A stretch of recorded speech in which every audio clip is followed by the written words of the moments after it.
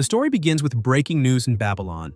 The Black Dragon Guild has decided to attack the 40th floor of the tower. They're confident and ready to showcase the skills of a first-class guild. Unfortunately, once again, they returned empty-handed. And once again, the reason for their retreat is none other than today's star, the #1 hunter.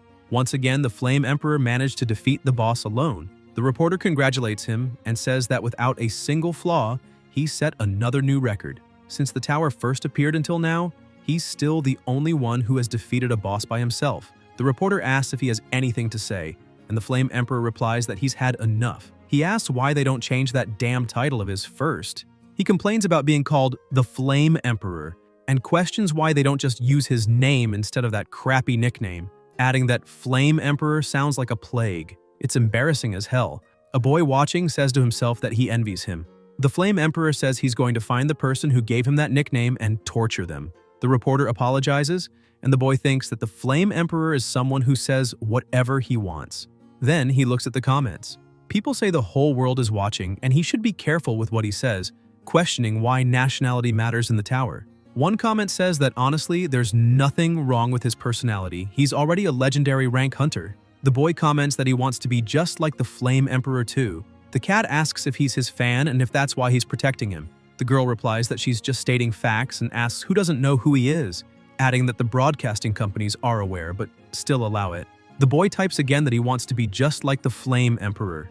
A guy says he doesn't know how the saint can even date someone with a personality like that and asks if that's why she's called a saint. The cat asks if the saint is dating the Flame Emperor, and the girl replies yes and says her friend is a hunter who saw them together. Then another girl, Flower, asks what they're talking about, saying the saint is her friend and told her that's not true. The boy keeps repeating that he wants to be like the Flame Emperor. He keeps typing and sending the same thing over and over again. He thinks it must be nice to have everyone interested in what you say, and that he heard the Flame Emperor is insanely rich. He feels so jealous. He thinks that if this world were a manhwa, someone like him would definitely be the main character. The boy keeps watching. Reporters call out Yoon Soo-ha and say that many aspiring hunters look up to him and do their best. Awakening right after entering the tower, shortly after turning 20, defeating a boss the Black Dragon Guild couldn't beat in 10 years, all in less than a month, a hunter who is literally a legend. They ask if he can share the key to success in one sentence. Yoon sighs and says he'll just say a few words, and it's up to them to understand. Those who are destined to succeed will succeed, but don't get in my way, even if you do succeed, or I'll eliminate you myself. The people around him call him the Flame Emperor and ask what he means by that, and with that, the broadcast ends. For the viewers still watching, the protagonist closes the laptop before it finishes. He lowers his head. With tears in his eyes, he says he's going crazy. He wonders if it's really okay to ignore others just because you've gotten that big. He says it was the reporter who was being ignored, but it felt like he himself was. If only he had a decent ability like the Flame Emperor, then he wouldn't have to live in this crappy studio or be looked down on as the worst F-class hunter with no abilities. He wants to be someone like the Flame Emperor. He's so envious and wants to succeed with his own abilities too. He wonders how amazing it would be if the Flame Emperor's ability were his. The boy looks at the pictures of the Flame Emperor he's pasted on his wall. As tears stream down his face, he realizes something. This is a scene he's seen thousands of times in videos. It could be a skill card. The system notifies him that it's an unpleasant envy yet to be discovered in the story. The tower, agonized by this unpleasant envy, sends him a skill. The tower praises him for his achievements. The protagonist remembers the videos and says this feels different from what he saw online. But why should he worry so much when he's just received a skill card? This is the moment he's been waiting for ever since he arrived here. At the very top, a golden card appears. An S-rank skill. The system notifies that a skill card is being generated. The effect activates automatically upon elimination. After losing your life to an enemy, you can copy one of their abilities and make it your own. You cannot copy abilities from targets you've already been eliminated by before. Skills are copied randomly. The protagonist widens his eyes upon reading that he can copy an ability from someone who kills him and make it his own. However, he has to die. He gets frustrated and asks what kind of ability is that. The tower suddenly appeared in the world, visible on the horizon from wherever you were. Those who had nothing to lose were the first to step in and see what was inside. Each floor of the tower was filled with monsters from another world, and abilities appeared for the few visitors selected by the tower itself. Those who heard the news gathered at the tower and began to hunt the monsters. Voices say they once saw the Flame Emperor fighting in the hunting fields. He held a flaming spear and looked like he was dancing. It was like Nataraja, an incarnation of Shiva. Then someone asks if they can watch something else, and the manager asks why, saying it's just starting to get good. He asks if the person doesn't like the Flame Emperor. On the TV, someone continues saying that despite reaching #1 in the rankings, he hasn't changed. It's good to see someone truly courageous. The protagonist replies that it's not that. He says there are people out there living great lives and wonders why his life is crap. The manager thinks he's just an annoying drunk. The boy says to listen, that yesterday he received an S-rank skill and asks what kind of shitty skill kills you when you use it. He hasn't even reported it to the Hunter Association yet because he's ashamed to tell anyone that his skill is trash. The manager tells him to go puke outside. As he walks, the system announces the daily Hunter rankings. Flame Emperor, Black Dragon Witch, Viper. The boy lies on the floor and says it feels like his head is going to explode. Then he hears a noise. A woman is telling the Flame Emperor to get out of the way, asking why all of a sudden. Yoon says she's a great actress. If someone were watching them now, they'd easily think she's the victim here. He calls her Lady Saint and says she poisoned her own drink with basilisk stomach acid, the same poison she had planned to use on him. If it weren't for his skill, things could have gone really wrong. The Flame Emperor pours the poison on the ground. The Saint says it was a misunderstanding. She only wanted to go on a tower raid with him as a teammate. Yoon says that's what he thought too, but he was wrong. She says they should talk it out. It's all just a misunderstanding. The protagonist, watching the argument while hiding, is confused and wonders if those two weren't dating. If not, what kind of couple talks like that? The Flame Emperor says that talking would be fine. It would be chivalrous of him, but he'll be the one to set the rules of this conversation. The boy thinks it's a fight between someone trying to kill and someone trying not to be killed. Yoon grabs her by the neck and says he'll ask the questions. She only needs to nod or shake her head. He has a lie detection skill, so she better not dare to lie. If she's honest during the conversation, he might consider giving her the antidote. He asks who ordered her to kill him. Was it the Black Dragon Witch? The Saint stays silent and lowers her head. The Flame Emperor says it's just as he thought. He starts releasing flames onto her body and tells her to say goodbye. The Saint screams in agony. The protagonist is horrified and wonders, is this guy a hero? The boy runs away, thinking he's a killer, a psychopath. He needs to get out of there now. Then he accidentally steps on broken glass and makes a noise. Startled, he looks back. The Flame Emperor notices him running. He says he thought he had gotten rid of all the rats in the area, but looks like one's still left. The boy sees the killing intent in his eyes and wonders if the Saint wasn't even his first victim. How many people has he killed? A dozen? 100? Then he falls because of his foot. He looks back and realizes his foot is far from his body. The Flame Emperor approaches, flames in hand. The boy starts trembling more with each step he takes. He pleads for his life, says this shouldn't have happened, begs him to spare him. Yoon asks if he saw that. The protagonist, crying heavily, says he didn't see anything. The Flame Emperor then asks, what exactly is it that you didn't see? Yoon strangles him and asks if, besides calling him the Flame Emperor, he just happened to be in the right place at the right time and didn't see anything. He says the boy was pretty convincing, and if he were a bit dumber, he would have believed it. The boy says he won't tell anyone. Yoon says that if he doesn't want to end up like the Saint, he better answer properly, then asks who sent him and if he's also from the Black Dragon. The protagonist wonders if this is really the kind of person the world became obsessed with. The boy brings up the lie detection skill. The Flame Emperor seems interested. The protagonist says he heard he has it and that if he uses it, he'll know he's nothing. Yoon asks if that was a lie. The boy then asks if he really eliminated her with no certainty, just because she seemed suspicious. The Flame Emperor shoves him and asks how he dares to use such harsh words and who he thinks he is. He says the Saint tried to kill him, and if he hadn't eliminated her, he would have been poisoned the next day. The protagonist asks how he knows that. Yoon replies that he just knows. He has his contacts.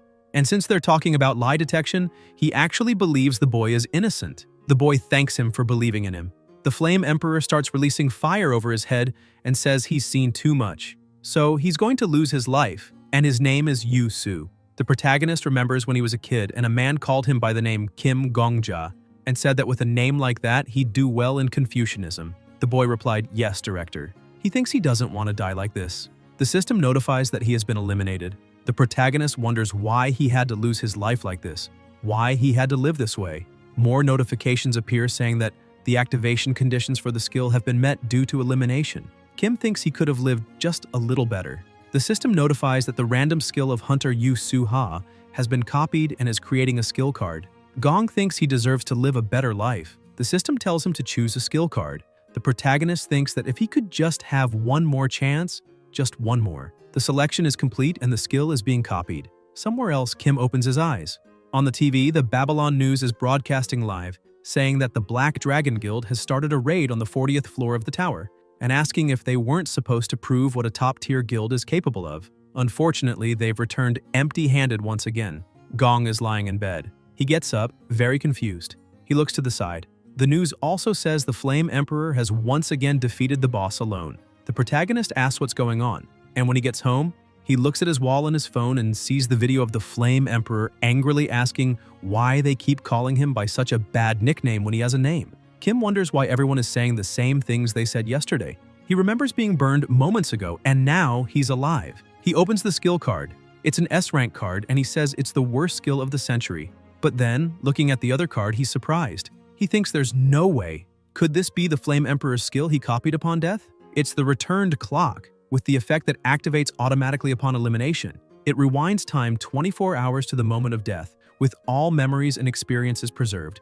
But there's a penalty equivalent to the skill's rank. The protagonist asks if he really just went back to the day before his death, and his memories and experiences are intact, and that this was the secret to becoming a legendary hunter. He realizes that's why the Flame Emperor eliminated the Saint. Kim remembers Yoon saying only he knows and has his contacts. Gong realizes it's because he had already been poisoned by the Saint the next day, even someone innocent like himself. On the laptop, Yoon continues the interview and says, to wrap it up, can he ask the hunter to say one last thing to the viewers at home?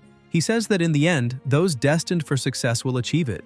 But even if they do succeed, they'd better not mess with him, or they'll lose their lives. The protagonist questions the part about losing lives and says, let's see who's going to get eliminated this time. Then someone screams, fire! Nearby flames are burning through the area. People are panicking, asking what they're going to do. Kim looks out the window. People are yelling for someone to do something and put out the fire. Others run with buckets of water and fire extinguishers to stop the blaze. Gong thinks this place where he lives is different from the outside world. A city built by people who entered the tower to become hunters. And the tower, from the first floor, is spreading flames.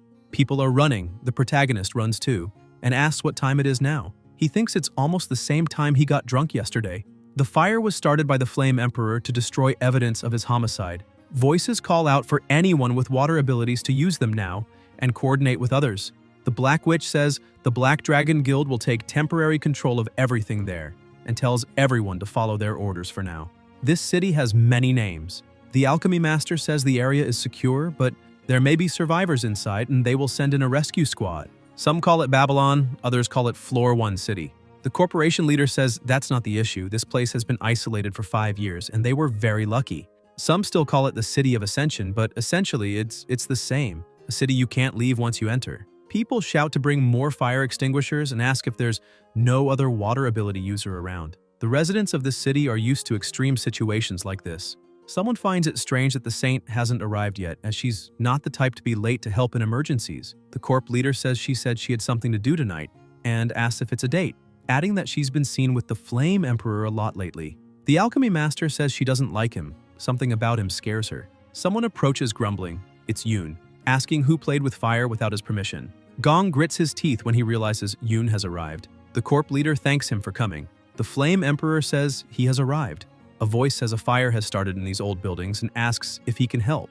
Yoon asks what he'll get for it. The protagonist thinks he's a crazy psychopath and wonders how he dares ask for a reward when he was the one who started the fire. The voice says he'll win the people's favor for being the #1 who saved the day. The Flame Emperor asks if they really think he cares what people think of him. People say who cares about his personality? He's a legendary hunter, just telling the truth. It's not like people don't already know what kind of person he is. Yoon walks away, saying he refuses to do charity work. People film him and say it's great to see someone truly brave. Gong thinks no one knows. Everyone thinks the Flame Emperor is just an eccentric hero, but he himself is the only one who knows the truth, that he's a bloodthirsty killer, and he has to eliminate him. People ask where he's going. It's dangerous to get so close. The protagonist thinks that for humanity and for the honor of hunters, hunters are supposed to hunt monsters regardless of the method. A voice yells for the man to be careful. Kim runs toward the Flame Emperor, thinking that this monster deserves to be exterminated. People say he's running into the fire. Gong enters the flames, screaming, thinking it's so hot. People watch in shock. The protagonist feels pain as he's burned. But this is the only way to eliminate that monster. The system notifies that he has lost his life and will return 24 hours in time. Later, Kim is lying in his bed. The Babylon News is live again, reporting that the Black Dragon Guild has started a raid on the 40th floor of the tower. Gong thinks it's great. The ability is working properly. The system confirms there's no penalty for using the skill, and the protagonist realizes that someone ranked F like him doesn't receive a penalty. He thinks that eliminating the Flame Emperor in his current state is impossible. Even if he got lucky and killed him, it would only send him back 24 hours since he also has that same skill, and the only way for a weak hunter like him to eliminate him. Gong realizes that the interview airing now was when the Flame Emperor first awakened. Yoon says it was the summer when he was 21, so it's been 11 years. The interviewer says he must have a good memory to remember that clearly. The Flame Emperor says it's not necessarily that, it just happens that the day he awakened was also his birthday. The protagonist thinks that 11 years ago, on June 7th, if you calculate to today, that's 4,050 days in total. After being eliminated 4,050 times, he could go back to before the day Yoon awakened. Kim stabs himself and is eliminated. The system notifies that he will return 24 hours in time. Gong says great, only 4,049 days left. He takes his own life over and over. Then he continues taking his own life, and the system keeps notifying that he will return 24 hours in time and there is no penalty for using the skill, and that he lost his life, and there are still 2,020 days left, then only 523 days, and finally, just one more day. Then the protagonist is lying on the bed with a knife in his hand. He looks to the side, checking the clock, and thinks he did it. He grips the knife and realizes he has returned to the time when the legend of the Flame Emperor hadn't started yet. Kim takes a deep breath, relieved, and thinks he lost his life 30 more times than the original plan, which was 4,050, counting the time it took to kill himself, taking a few breaks here and there. But he went all the way back to prove that the legend of that demon is not eternal. Gong looks down, starts walking, puts on his hood, and thinks it's time to meet his first hunt. 11 years ago, May 6th. The protagonist walks and goes up to a window, watching his target lying down. Yoon wakes up and says his head hurts like hell and he shouldn't have drunk so much last night. To formulate the perfect plan, Kim repeated this day 10 times without fail. Every day at 9 a.m., he wakes up in the F-rank dorm. Sue says it's time to work, and what a shitty life it is.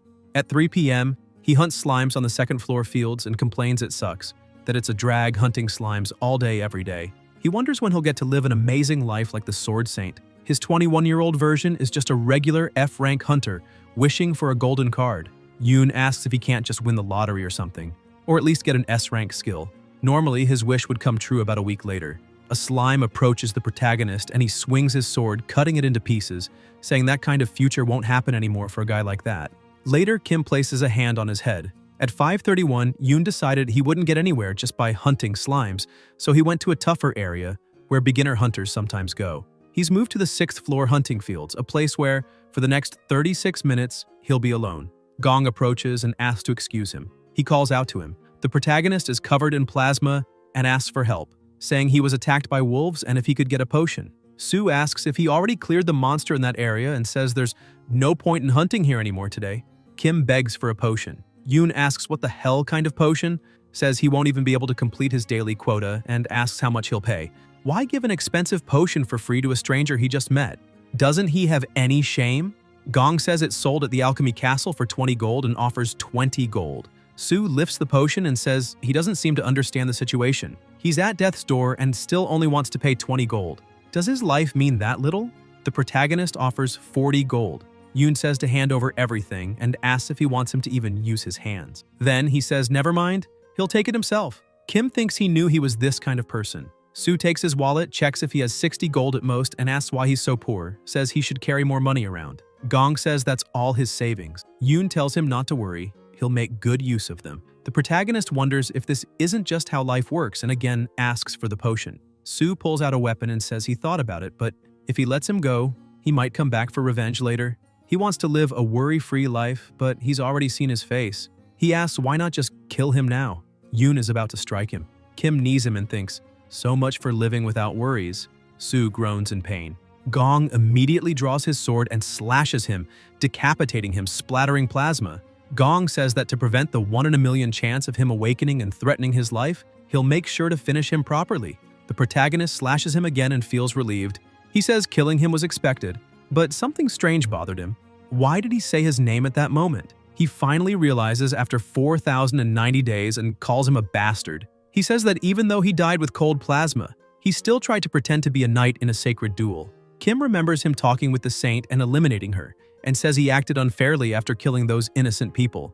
Gong bows his head, then looks back, and finds himself face to face with wolves. He asks if they want to eat him and tells them to go ahead. He doesn't need him. The wolves immediately go to devour the body. The protagonist walks away and starts digging the ground with his hand. He had buried his bag there. He takes off his shirt, throws it into the hole, puts on another shirt, and says he's going to the first floor. He wonders if it's finally over. He's being transferred to the first floor city. Kim realizes it's the Vigilant Corporation in front of him. He gets nervous walking past them, but walks calmly beside them.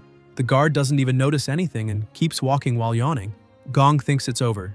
No one knows what happened. On TV, the 10th floor raid team is reported to have suffered another defeat today. Criticism against the Sword Saint is growing due to his refusal to participate, even though he's ranked number 1. The protagonist thinks the terrible legend of the Flame Emperor no longer exists, and excited, orders a crate of beer. The clerk asks if he isn't drinking too much and says his hunt must have gone well. Kim replies it went extremely well. Meanwhile, the TV reports that even though all hunters from rank 7 to rank 2 joined the 10th floor challenge, more people are calling the ranking system useless.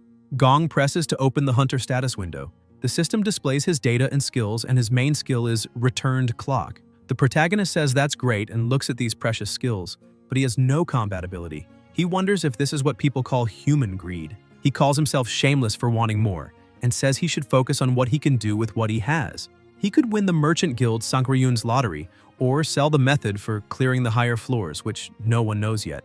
Things really are going great for him. He wonders what he should do next. Then, a man opens the door and asks for milk. He says to mix some vodka and sugar into hot milk. It'd be even better if it were sugar and not milk. A voice replies that they're sorry, but they're not a bartender.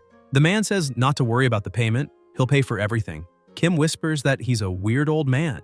Then voices ask if that guy is really who they think he is, and what he's doing there. In these times, for the sake of hunter morality, public opinion says everyone should cooperate. Gong's eyes widen. The old man sitting there is the Sword Saint, whose real name is Marcus Callenbury.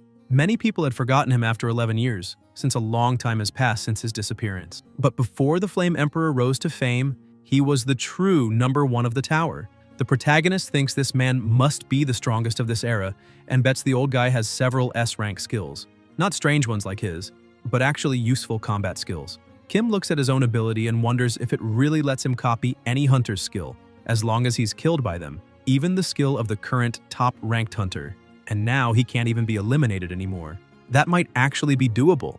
Anonymous messages say they heard he was the head of a rich Northern European family. It seems no one knows what kind of skill he has.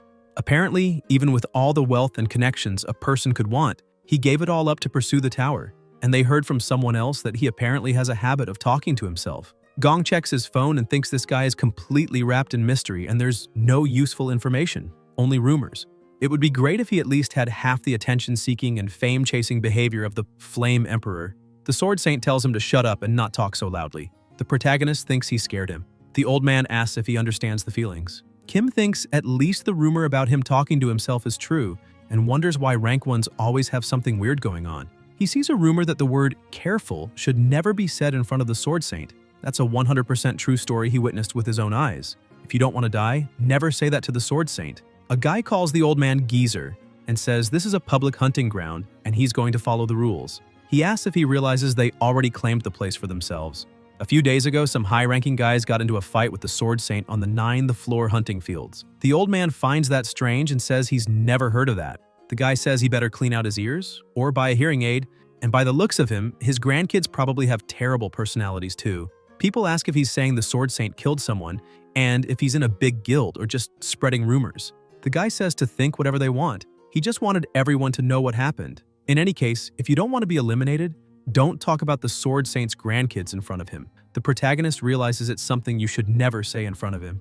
Marcus tells everyone to be quiet, says he'll handle it and to leave him alone. He can't enjoy his vodka because of them. Kim thinks he has to test that rumor. The Sword Saint slams the table and thanks them, saying the drink was excellent. The clerk tells him to have a good day. The old man leaves the place. People watch closely and say he's finally gone, wondering if he has Alzheimer's and why he was mumbling so much to himself, saying that guy really knows how to kill the mood.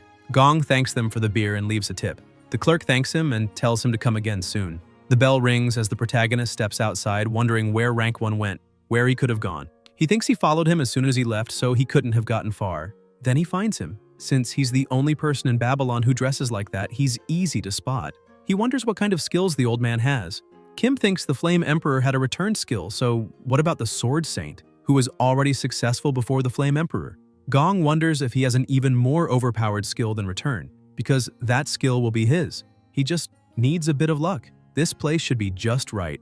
The protagonist notices something and realizes Marcus saw him. He thinks the old man immediately knew where he was and no one will know what happens here. The Sword Saint stares at him. Kim apologizes for his rudeness and says he just wants to ask him a favor. Marcus smiles and Gong flinches. The old man asks about this favor and if he didn't follow him carelessly on purpose so he would notice.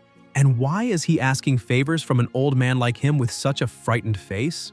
The protagonist thinks he misunderstood the reason he let himself be seen. He doesn't have any weapons or anything like that on him, but Marcus is holding a sword, almost like he's about to attack. Kim wonders if even just following him has already put him in a convenient situation, but why? The Sword Saint says he's quite the actor, as expected from a first-class eliminator. Kim wonders how, as an F rank, this is happening to him. He congratulates himself. He's going to be killed without even insulting the man's grandkids, and says he's sorry but doesn't understand. Marcus calls him deceitful, still pretending even now, but says he can't fool his eyes. Gong begs, calling him grandpa, and says he's asking because he really doesn't know. He asks how he could possibly look like a first-class eliminator and says he's actually proud of looking like an ordinary guy. The old man tells him to shut up and says he has several skills, among them a skill that shows how many people someone has eliminated. The protagonist panics because yes, as explained, an elimination is an elimination, and he would know that the person eliminated becomes a monster, but there's no way to explain that to him in this timeline. He bets Marcus sees the number 1 in his head. Kim says he understands, and even if it sounds like an excuse to please listen, he did it for a good reason. He swears to God. The Sword Saint says he disgusts him, a demon like him, who eliminated countless people, now trying to make up excuses. He himself hasn't lived an especially honest life either, but at least he hasn't committed mass elimination like him. Kim asks, mass elimination? And says that in his whole life, the only person Marcus cuts him off and says he keeps lying without shame. As for the number of eliminations, he can clearly see 4,091 above his head. Gong thinks he only killed Yoon once and took his own life 4,090 times to go back in time. The old man asks if the Black Dragon Witch sent him. The protagonist realizes that right now, in this old man's eyes, he's a serial killer who's eliminated 4,091 people. This isn't even about copying a skill anymore. The Sword Saint asks if he's not going to answer. Kim bolts, thinking that as long as the Sword Saint has that skill, no matter when he meets him, he'll always try to eliminate him. Marcus chases after him with his sword, yelling that he'll kill him with all his strength and calling him a demon. The old man tries to slash him, but Kim dodges. The Sword Saint asks if he just dodged his blade and says it's just as expected of a first-class eliminator.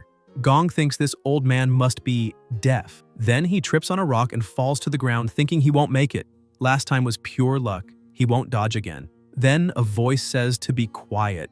Marcus asks if he wants to interrogate this demon. The protagonist looks around, confused, and he doesn't see anyone beside him, but the old man looks to the side and asks, "Didn't I say I'd handle this?" and tells them to stop interfering in everything he does. Kim thinks this conversation is way too coherent to be schizophrenia and wonders if it's part of his abilities. Maybe it's telepathy. He remembers hearing rumors that skills like that exist. He wonders if the old man is talking to someone about him, saying he's with a person who committed 4,091 eliminations. That would make him a wanted man by the Hunter Association, hunted by major guilds and top bounty hunters until he's executed publicly on the first floor of the tower. He can't let that happen. He needs to be eliminated now before 24 hours pass. So he calls out to him. The Sword Saint says not to even try. He's already made up his mind, even if the person he's talking to is his master. Gong asks if, by chance, his grandkids are doing well, saying he heard he's from a noble family in Northern Europe, and asks if he knows how families like that are. The outside world is dangerous, and if people find out he's the Sword Saint, what does he think will happen? Marcus, without hesitation, attacks him. The protagonist's head spins, and he wonders if the moon was always upside down. Kim's head is decapitated, and he thinks it's beautiful. At least he got to see the final attack. He wonders how he can reach that level. He wants to be like him. He's envious. He wants that attack too. The system notifies that he was eliminated and his ability has been triggered. It's finally generating skill cards, and he'll now have the skills of 2 rank 1 hunters. He asks where the golden card is, saying he'll pick only one. just like with the Flame Emperor. Then he notices something odd and gets confused. He asks why there's no golden card, and says, "Wait, are you telling me that unlike the Flame Emperor, the legend of the Sword Saint was built without a single S-rank skill?" Gong kneels on the ground and says there has to be some overpowered skill among these silver cards. There must be. He sees he has 3 bronze cards and 4 silver ones. Ignoring the trash, he's got a 1 in 4 chance. That kill counter ability is probably one of them too, and he doesn't want it. He begs for a broken skill. He picks 1 card and says he'll never ask for anything else. The skill behind the Sword Saint's success. The selection is complete. The skill is being copied. He'll return 14 hours in time. The protagonist wakes up. He gets up and opens the Hunter status window. Wondering if he did it, thinking this is the Sword Saint's main skill, he looks at it and sees it's at least an A+, and it doesn't seem like the kill counter. He wonders if it's another passive. He just wanted a really cool skill, something like martial arts or aura awakening. Still, he can't complain about an A+. Kim opens the skill card, Throne of the Sword. He says he can't tell what it does just from the name, then asks, "What's that sound?" Gong's eyes widen as he looks to the side, confused. He hears a voice saying, "I already told you if you're going to train in the middle of the night, do it outside. Show a little respect." It adds that he'll be pulled back if he goes too far away and that waking him up isn't necessary. The protagonist awkwardly asks for permission and asks who the guy is. The man turns and asks if he can see him. Kim replies yes. The man then asks if he can also hear him. Gong says yes, that they're literally having a conversation. The guy stands up and says, "That's weird. This shouldn't be happening." He asks where the hell he is and why the place is so small and where Marcus is.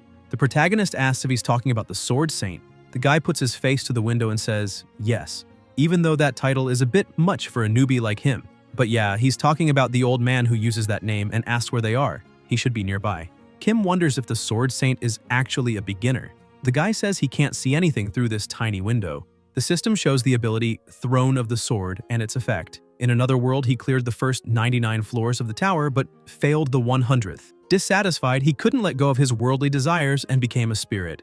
Gong wonders if he's from another world, and if he's a ghost. Then he apologizes and asks if he was the Sword Saint's guardian spirit. The guy replies that he thinks so. The protagonist says he's really sorry, but he thinks he accidentally cloned him. The spirit is shocked and yells at him to return him to the old man right now. He asks if Kim said he copied him with a skill and says he can just cancel it, right? Doesn't he know how to reverse it? He complains that nowadays everything should be refundable. Kim yells back that he already said this is something he can't control. The spirit calls Marcus a stupid disciple and asks if his master was kidnapped by some loser kid. Gong asks if he can please stop crying upside down or he's going to have a heart attack at this rate. The spirit says this happened because that dumb disciple didn't respect him enough, and he had warned him to walk the same path he once did. The protagonist asks if they can please just live in silence. The spirit questions live and says he's already been eliminated. Kim asks if he can at least be a dead guy in silence. The spirit says he's never been disrespected like this in his life, tells everyone to look at this bastard mistreating the dead, and asks if it wasn't enough to be eliminated once.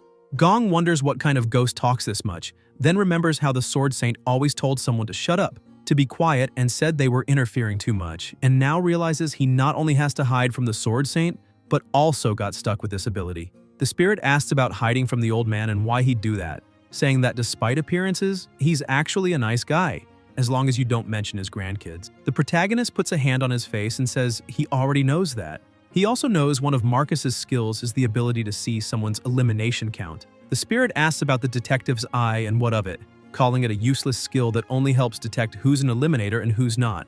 Kim says the number is 4091. He says the number floating over his head is 4091. The spirit asks if he's gone mad, says he's clearly an amateur, not even someone who knows how to use aura. He asks how he could possibly have eliminated 4,091 people. Gong replies that he didn't eliminate 4,091 people. He only killed one person, someone who would become a tyrant. The other 4,090 are how many times he took his own life. He returned 11 years in time to eliminate that guy. He has a skill that lets him copy a random one from whoever kills him, and he got the time return skill after being killed by that guy. So when he dies, he goes back 24 hours from the moment of death. Technically, he's immortal.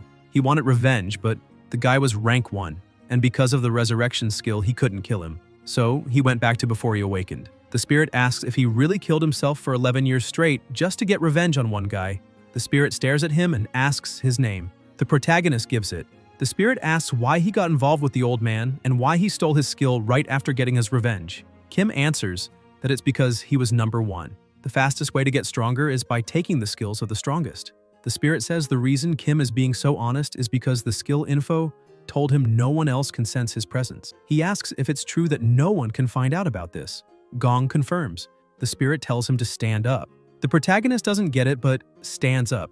The spirit observes him and says he's got a lot of perseverance. His body will be great with a bit of training, and he's ambitious. Not bad. He wants Kim to go hunt some monsters.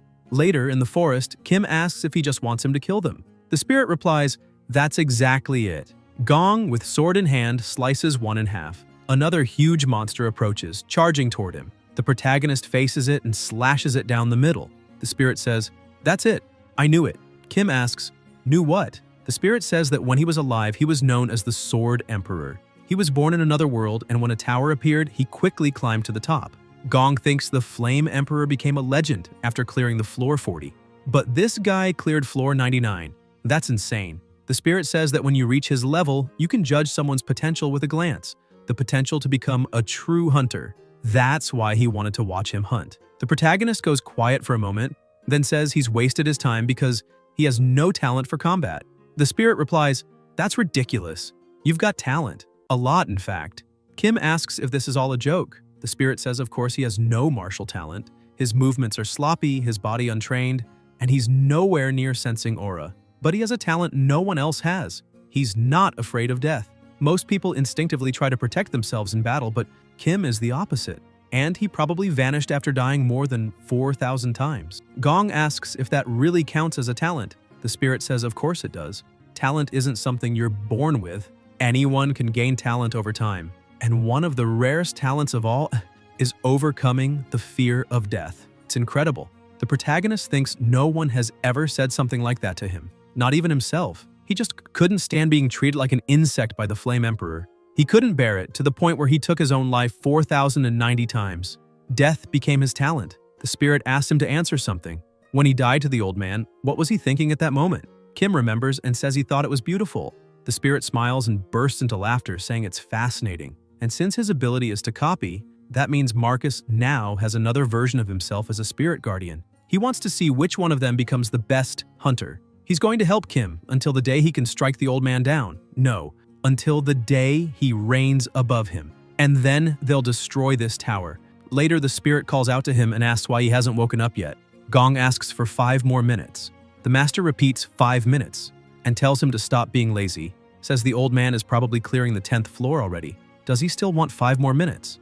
The protagonist puts a pillow over his ear and the spirit asks if he's covering his ears. He says he'll sing a song from his homeland to wake him up, just so he knows. He learned it when he was alive, and he could decapitate 30 heads with just one verse.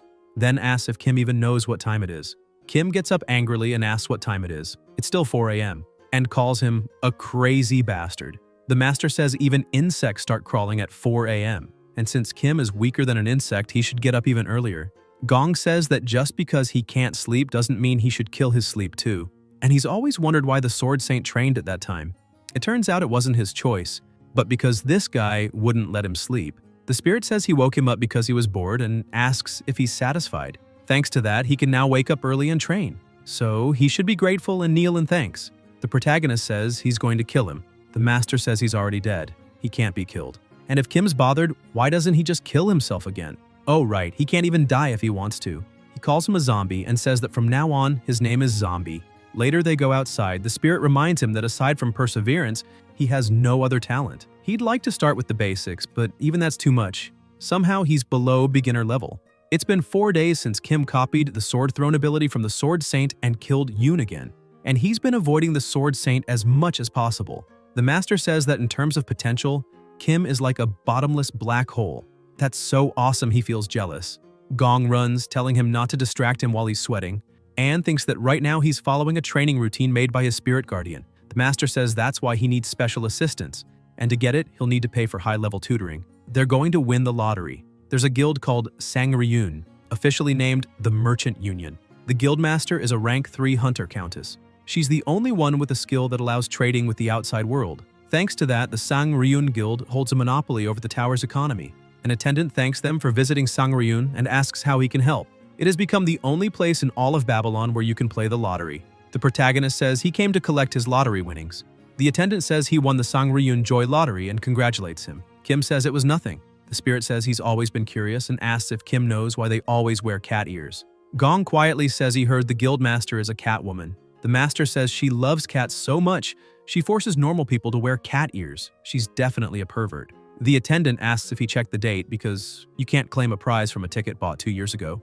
The protagonist thinks that was the first thing he did after getting the spirit guardian and says it's fine. He bought it last week. The sword spirit said he'd need startup capital, so he tried to win the lottery at least once. The attendant confirms and asks to see his documents. The receptionist is surprised when he sees that the winner came in first place. He asks if that means first place. People nearby start paying attention. The master says making money is easy. The attendant confirms the number and asks if they can wait a moment while he calls the manager. Kim tells him to relax. The spirit asks what he'll do if he gets mugged in an alley or something. Gong quietly thinks that before returning to this time, Yoon had already used that skill to win the lottery a few times. Because of that, he learned a few things. It's not something you can hide, even if you try, and if it gets exposed, the best thing is to explain everything. If a winner is attacked, the one who suffers most from the consequences will be the Sangryun Guild. The manager thanks him for waiting and introduces himself as Arthur Taylor, also known as the Vault Guardian. He says Kim is free to call him by that nickname. The protagonist gives his name and says the nickname suits the guild well. He thinks if this guy has a nickname, then he must be at least a rank 300 hunter. The manager laughs and says he hears that a lot and invites him to the upper floors. Kim thinks that normally an F rank like himself would never get close to someone high-ranking, but today is different. He's a customer worth 50,000 G. The spirit says he's impressed way too easily just because he's never received treatment like this, and even got emotional last night when he praised his talent. The protagonist wonders if it's possible to just shut up. The spirit says he shouldn't be so impressionable and should look at him as an example, believing that all people in the world exist to be trampled by him. Kim wonders if everyone with Emperor in their name is a psychopath, because he never wants to be like them. The manager asks if there's a problem. Gong replies that it's nothing, he just lost focus for a moment. Arthur says that's a relief. He seemed worried and was wondering if someone had treated him badly before arriving there. The protagonist, eyes full of tears, wonders if Arthur is an angel. The spirit calls him an idiot. The manager says this is the VIP room, and it's the prize he won, 53,000 in gold. Kim thinks that where he comes from, that amount in gold is worth about $5 million. With all that money, he could live comfortably for the rest of his life. If his goal was to be successful, then he's already achieved it. Arthur says he can either take it all or store it in the Sangryun Guild vault and asks what he wants to do. Gong is distracted, thinking that he decided to reign in this tower as a hunter, so earning money was just a small step.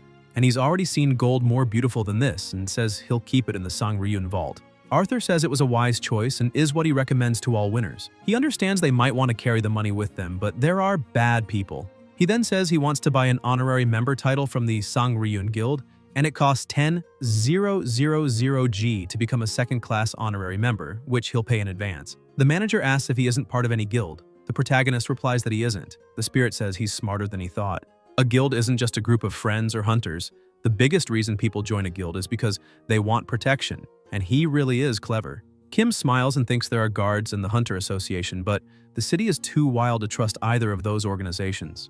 That's clear by how the Flame Emperor and the Holy Sword eliminated him. The Flame Emperor never joined a guild and always prided himself on his freedom. He hit the jackpot twice, but probably never paid any protection fee to anyone. Someone of his level refusing to join guilds really irritated others.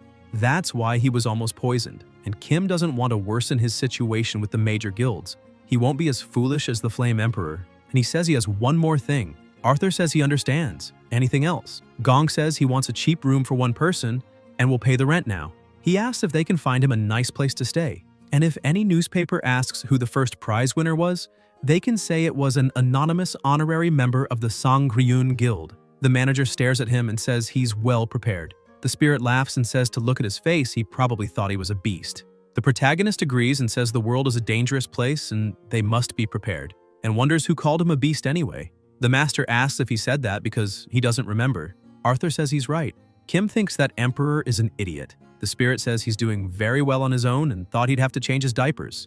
Gong mutters that he'd hate him a little less if he just stayed quiet. The master says he seems quite happy. The protagonist says of course this is just the beginning, and thinks of 4,000 ends, going back 4,000 days in time, the power he couldn't savor before due to his focus on revenge. Now it's time to enjoy it.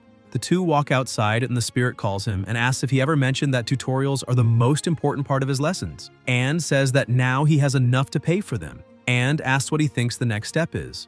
Kim asks if it's finding a competent teacher. The master replies that he already has one right in front of him, and they are the books, scrolls to teach him martial arts or potions to improve his physical abilities.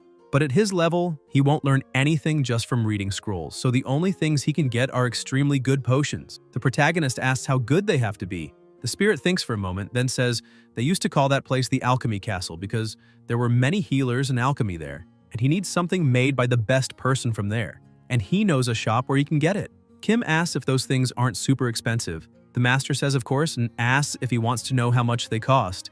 The spirit whispers in his ear and Gong is left speechless. He says wait, he'll only be able to get about 4 bottles with his entire fortune, and the master says he could probably get 5 if he makes a good deal. And if things are going badly, then he can blame himself for having no talent, and to shut up and follow him. The protagonist tells him to slow down and the master stops. Kim asks why he suddenly stopped like that. The spirit tells him to hide. He forgot to mention something. Gong looks surprised, and someone approaches. He hides immediately. The spirit says that this is the shop where the old man also buys potions, and the protagonist wonders why he didn't say that earlier. He should have mentioned that from the start. Marcus stops, looks to the side, but Kim is hiding behind the trash bin. He wonders what to do, thinking it'll be a pain if he gets caught there. The sword saint turns and leaves. The pressure in the air intensifies, and Gong says that of all places to hide, they had to pick a trash bin. The master says that's terrible. If the old man is there, then he probably came to buy all the potions. And they need to follow him quickly. When the spirit looks, he shouts no and says they're too late and asks what they're going to do. He says this is the best shop in the area. The protagonist thinks it would be too risky to use the same shop as the Sword Saint. He checks the hunter rankings on his phone and says he's not in the top 20, not even in the top 100, not even in the top 300. They're not there. The master asks who is, and if that's his lucky break. Kim says no, it's actually kind of the opposite, and he doesn't think they need to spend as much money as the master said. They can get those potions really cheap. He knows a great alchemist. They head to another place, and the spirit asks if he knows he's stepping into a very strange place. The people there stare at him. Gong accidentally steps in a puddle but keeps walking. The master asks if a decent alchemist lives in a place like this. The protagonist says she's not just decent, she's a once-in-a-generation genius. The spirit tells him to stop talking nonsense and asks why a genius would live in a place like this. Kim says, believe it or not. The people keep staring, and Gong thinks they were trying to see if he was worth robbing, but gave up because they saw him talking to himself and thought he was crazy. He wonders what they say if they knew how much money he had in his pockets. The master asks if he knows how to get to that person's house. Then a voice says not to take the equipment, and the person next to them asks how many times he's already said that. The protagonist says it looks like they came to the right place, and the voice says she's more than 6 months behind on rent and needs to pay her bills. The woman says if they take her equipment, she won't be able to survive. The man says it doesn't matter, she'll never make enough money to pay him anyway. They can take everything they find. The woman begs for 1 more week or just 5 days. The man says last time that 1 week became a month, and now it's been over 6. The woman holds onto the cart and says there are still some potions she hasn't finished. The bald man pushing the cart grumbles and asks why he was assigned to deal with this crazy alchemist. She gets shoved and falls to the ground. The bald man says if she wants advice, she should go do something else. Voices say they figured that shop would go bankrupt soon. The prices were too high and ask what kind of strength potion costs 40G, and say that kids these days don't know how to run a business. The alchemist says the prices weren't high at all, she barely made any profit on them. It's impossible to find potions of that quality and price anywhere in Babylon, and they should be grateful she opened a shop in this crappy place. The people say look how crazy she is. Better to leave. This girl thinks too highly of herself. The alchemist tells them to wait and asks if they don't want to buy a special strength potion since they're already there. They reply that they already said they're not buying anything. The spirit asks if that loser is the generational genius he talked about. The protagonist asks what if she is. The master asks if he's blind. Kim walks up to her and asks politely if her shop is still open, and thinks that obviously this woman isn't some crazy alchemist or loser, and says that if the shop is still open, he'd like to place a very expensive order. This is the master alchemist who will reach level 5 in the future and become the leader of the alchemist's castle. The alchemist responds that of course she can make anything he needs, and asks how expensive this item he wants to order is. Gong replies that he's not sure and asks what if it's around 20,000. She's surprised, and the protagonist wonders what if he could form connections with top rankers before they reach the top. He thinks she'll be his golden goose and asks what's wrong and if she doesn't accept his order, thinking he'll become her #1 customer. The alchemist says it's kind of messy, but he can come in. She opens the door. The place is way too messy. The two look surprised. And the spirit says this place looks like a dump and asks if he really wants potions made by her. The alchemist asks if he's really going to pay 20,000. Kim says if she doesn't believe him, should he pay in advance? She replies that he doesn't have to do that. Actually, if possible, an advance payment would be. Gong thinks she's so broke she can't even be polite and tells her to take however much money she needs from his vault. He'll notify Sang-ryun in advance. The alchemist asks how much she should take. The protagonist replies of course, but tells her not to go too far over the original 20,000 budget. His resources aren't unlimited. The alchemist takes out her notebook and asks what kind of potions he wants to buy. And if he wants to pay her to make illegal drugs, she'll have to decline. That's the only thing she won't make. Even though her shop just got shut down, she still has the courage to turn down thousands of gold. Despite seeming crazy, she fits the role of a master alchemist perfectly. Kim says not to worry, they're not drugs, and he swears. The alchemist is relieved and asks what kind of potion exactly he wants to order. The master says she doesn't seem that skilled, but he'll give her the recipe.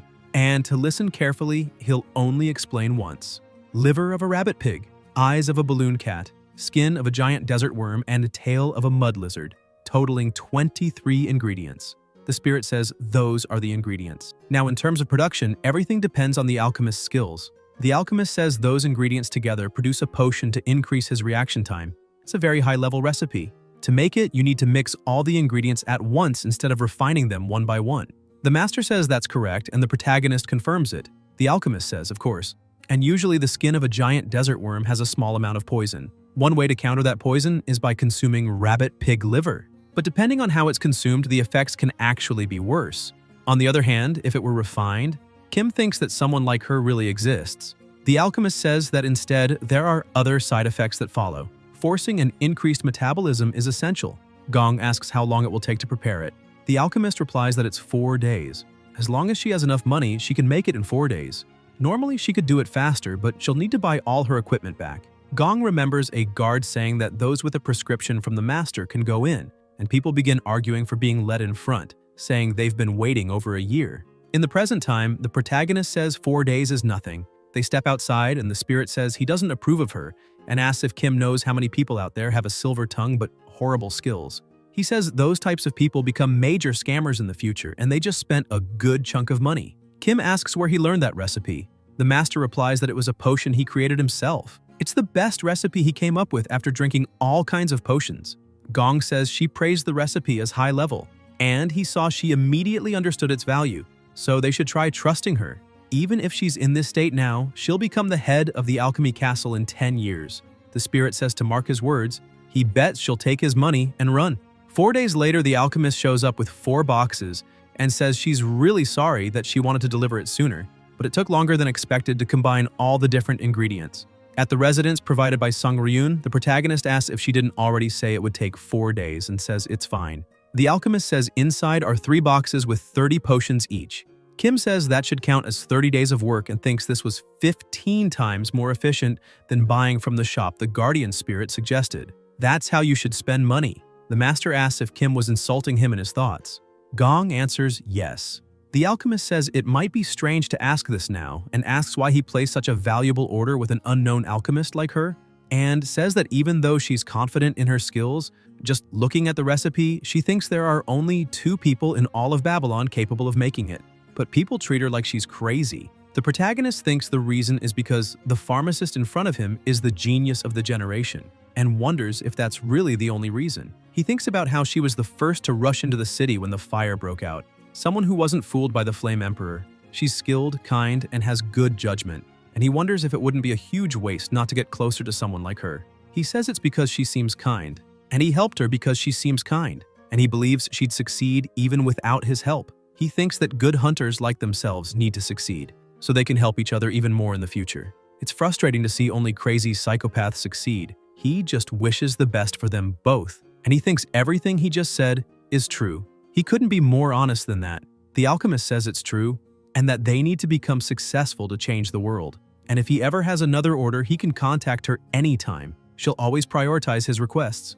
The protagonist says he couldn't be happier. He waves goodbye. The spirit comments about good hunters like ourselves, and says he knows that was something embarrassing to say, but they should get to training already.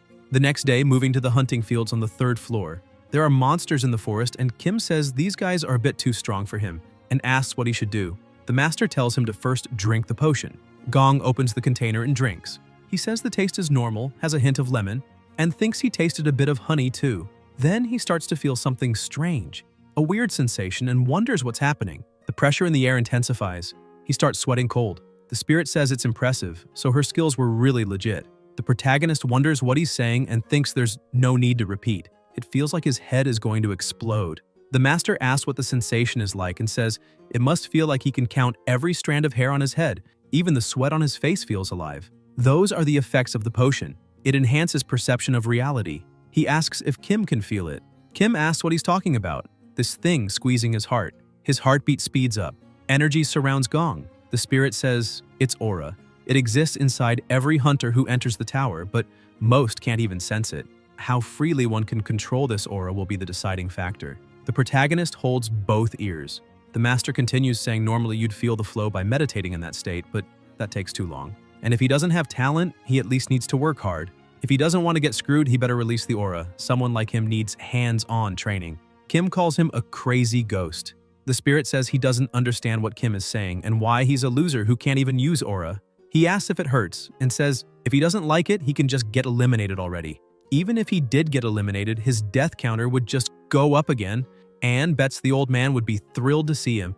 What does he think? The monster moves, rushing at him and attacking.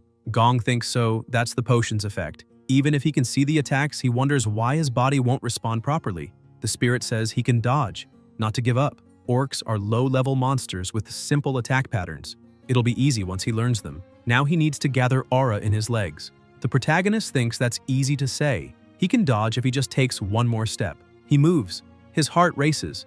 As he runs, energy flows through his body. He keeps running and the monster continues chasing. Kim manages to dodge and the master asks if it's harder than expected. He says that's because Kim doesn't have the proper channels for aura to flow through his body. As a metaphor, his body is like a small mountain path, needs to be turned into a highway for aura to flow smoothly.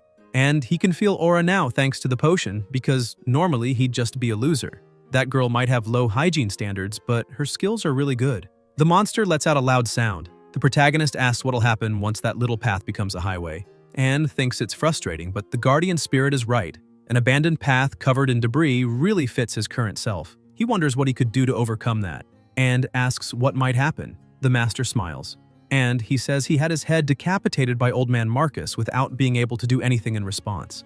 Kim says that's exactly what happened. The spirit says that was a skill you don't just see on anyone around here. Gong wonders if even that beautiful strike. The master continues saying the old man still has a long way to go, and as for Kim, there's not even a need to comment. The protagonist pauses for a moment, and when the orc is about to strike him, Kim quickly moves and releases his aura around his body. The spirit watches closely and says, that was pretty creative. Gong grabs his sword and leaps toward his opponent, his image reflected in the enemy's eyes.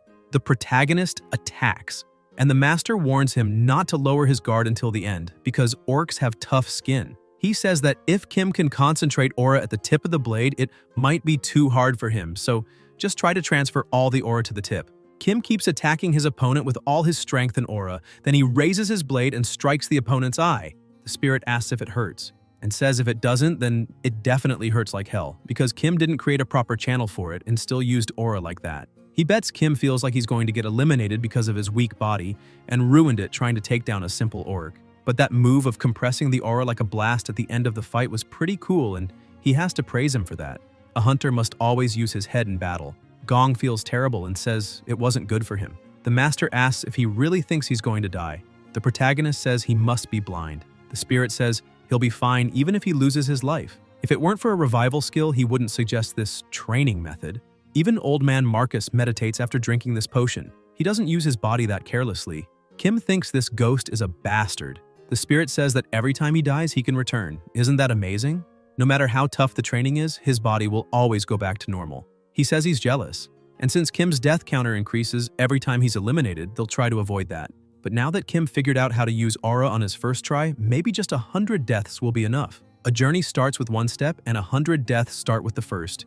Then an orc appears behind him, ready to strike. The system notifies that his life has been lost. The protagonist says his head hurts. The master asks what this place is. Kim asks if he's there too, and says this is where you go briefly after dying. For now, he'll call it purgatory, and after a while he'll hear a message saying he'll return 24 hours in time, just like when he was killed by the Flame Emperor and the Holy Sword. The system notifies that the conditions for the activation of the ability have been met due to elimination. Gong says a skill was also copied. More notifications pop up saying it's copying a random skill from the orc. Both are frozen for a moment. The protagonist asks if monsters have skills too. The spirit says his ability is totally broken. The system notifies him to choose a skill card. The master asks who the hell is supervising this tower and why the hell they gave a busted skill like that to a loser like him and not to a top hunter like himself. He says this will mess up the entire hunter balance. Kim thinks about a monster's skill. He'll just pick one at random. The spirit tells him to wait and asks if he's really going to pick that one. Gong asks what the problem is, saying it's not like it really matters which one he chooses. The master asks if it wouldn't be better to pick the best option while he has a choice. The protagonist replies that there's no way to know which skill is best. They're both crap-colored. It's just a luck game. The master asks what he means he can't tell which one is better. Kim asks if he's seriously not getting it and says the cards are the same color and he can only see their backs. How could he possibly know which skill is better? The spirit says he can see what's written on them, on the front. More notifications come up, asking him to choose a skill card.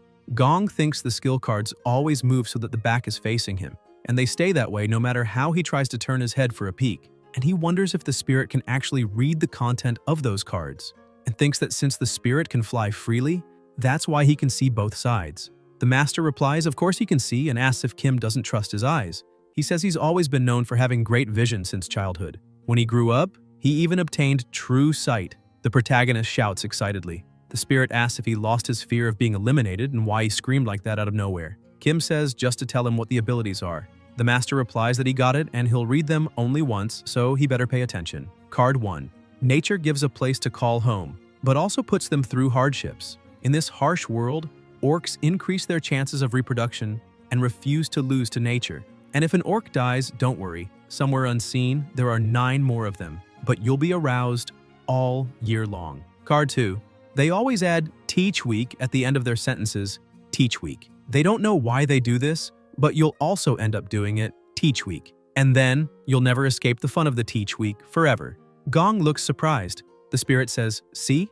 And that if he hadn't stopped him, he might have ended up with the teach week. Now, since he's a man, doesn't he think it'd be good to obtain orc virility? The protagonist says he's full of crap and thinks both cards are awful, but if he had to choose, he'd go with the teach week. The master says his thoughts and his words don't seem to match. Kim says either way he thinks it's right and teach week is better than the blessing of reproduction. The spirit tells him to wait and think it through a bit more. Gong says it seems like he's thinking the same thing as him. More notifications pop up confirming the selection is complete and the skill is being copied. The master screams, no, and the protagonist screams, yes.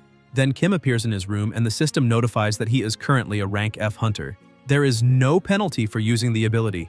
Gong says that's great, and that Sangryun really is the best guild. There's nothing like being in a comfy place to rest your mind and body. The spirit grumbles and says he thought Kim would fall for it. The protagonist asks who the hell would pick the blessing of reproduction and tells him to stop whining and get back to hunting. He opens his status window and checks his stats, and Kim says he sees no issues.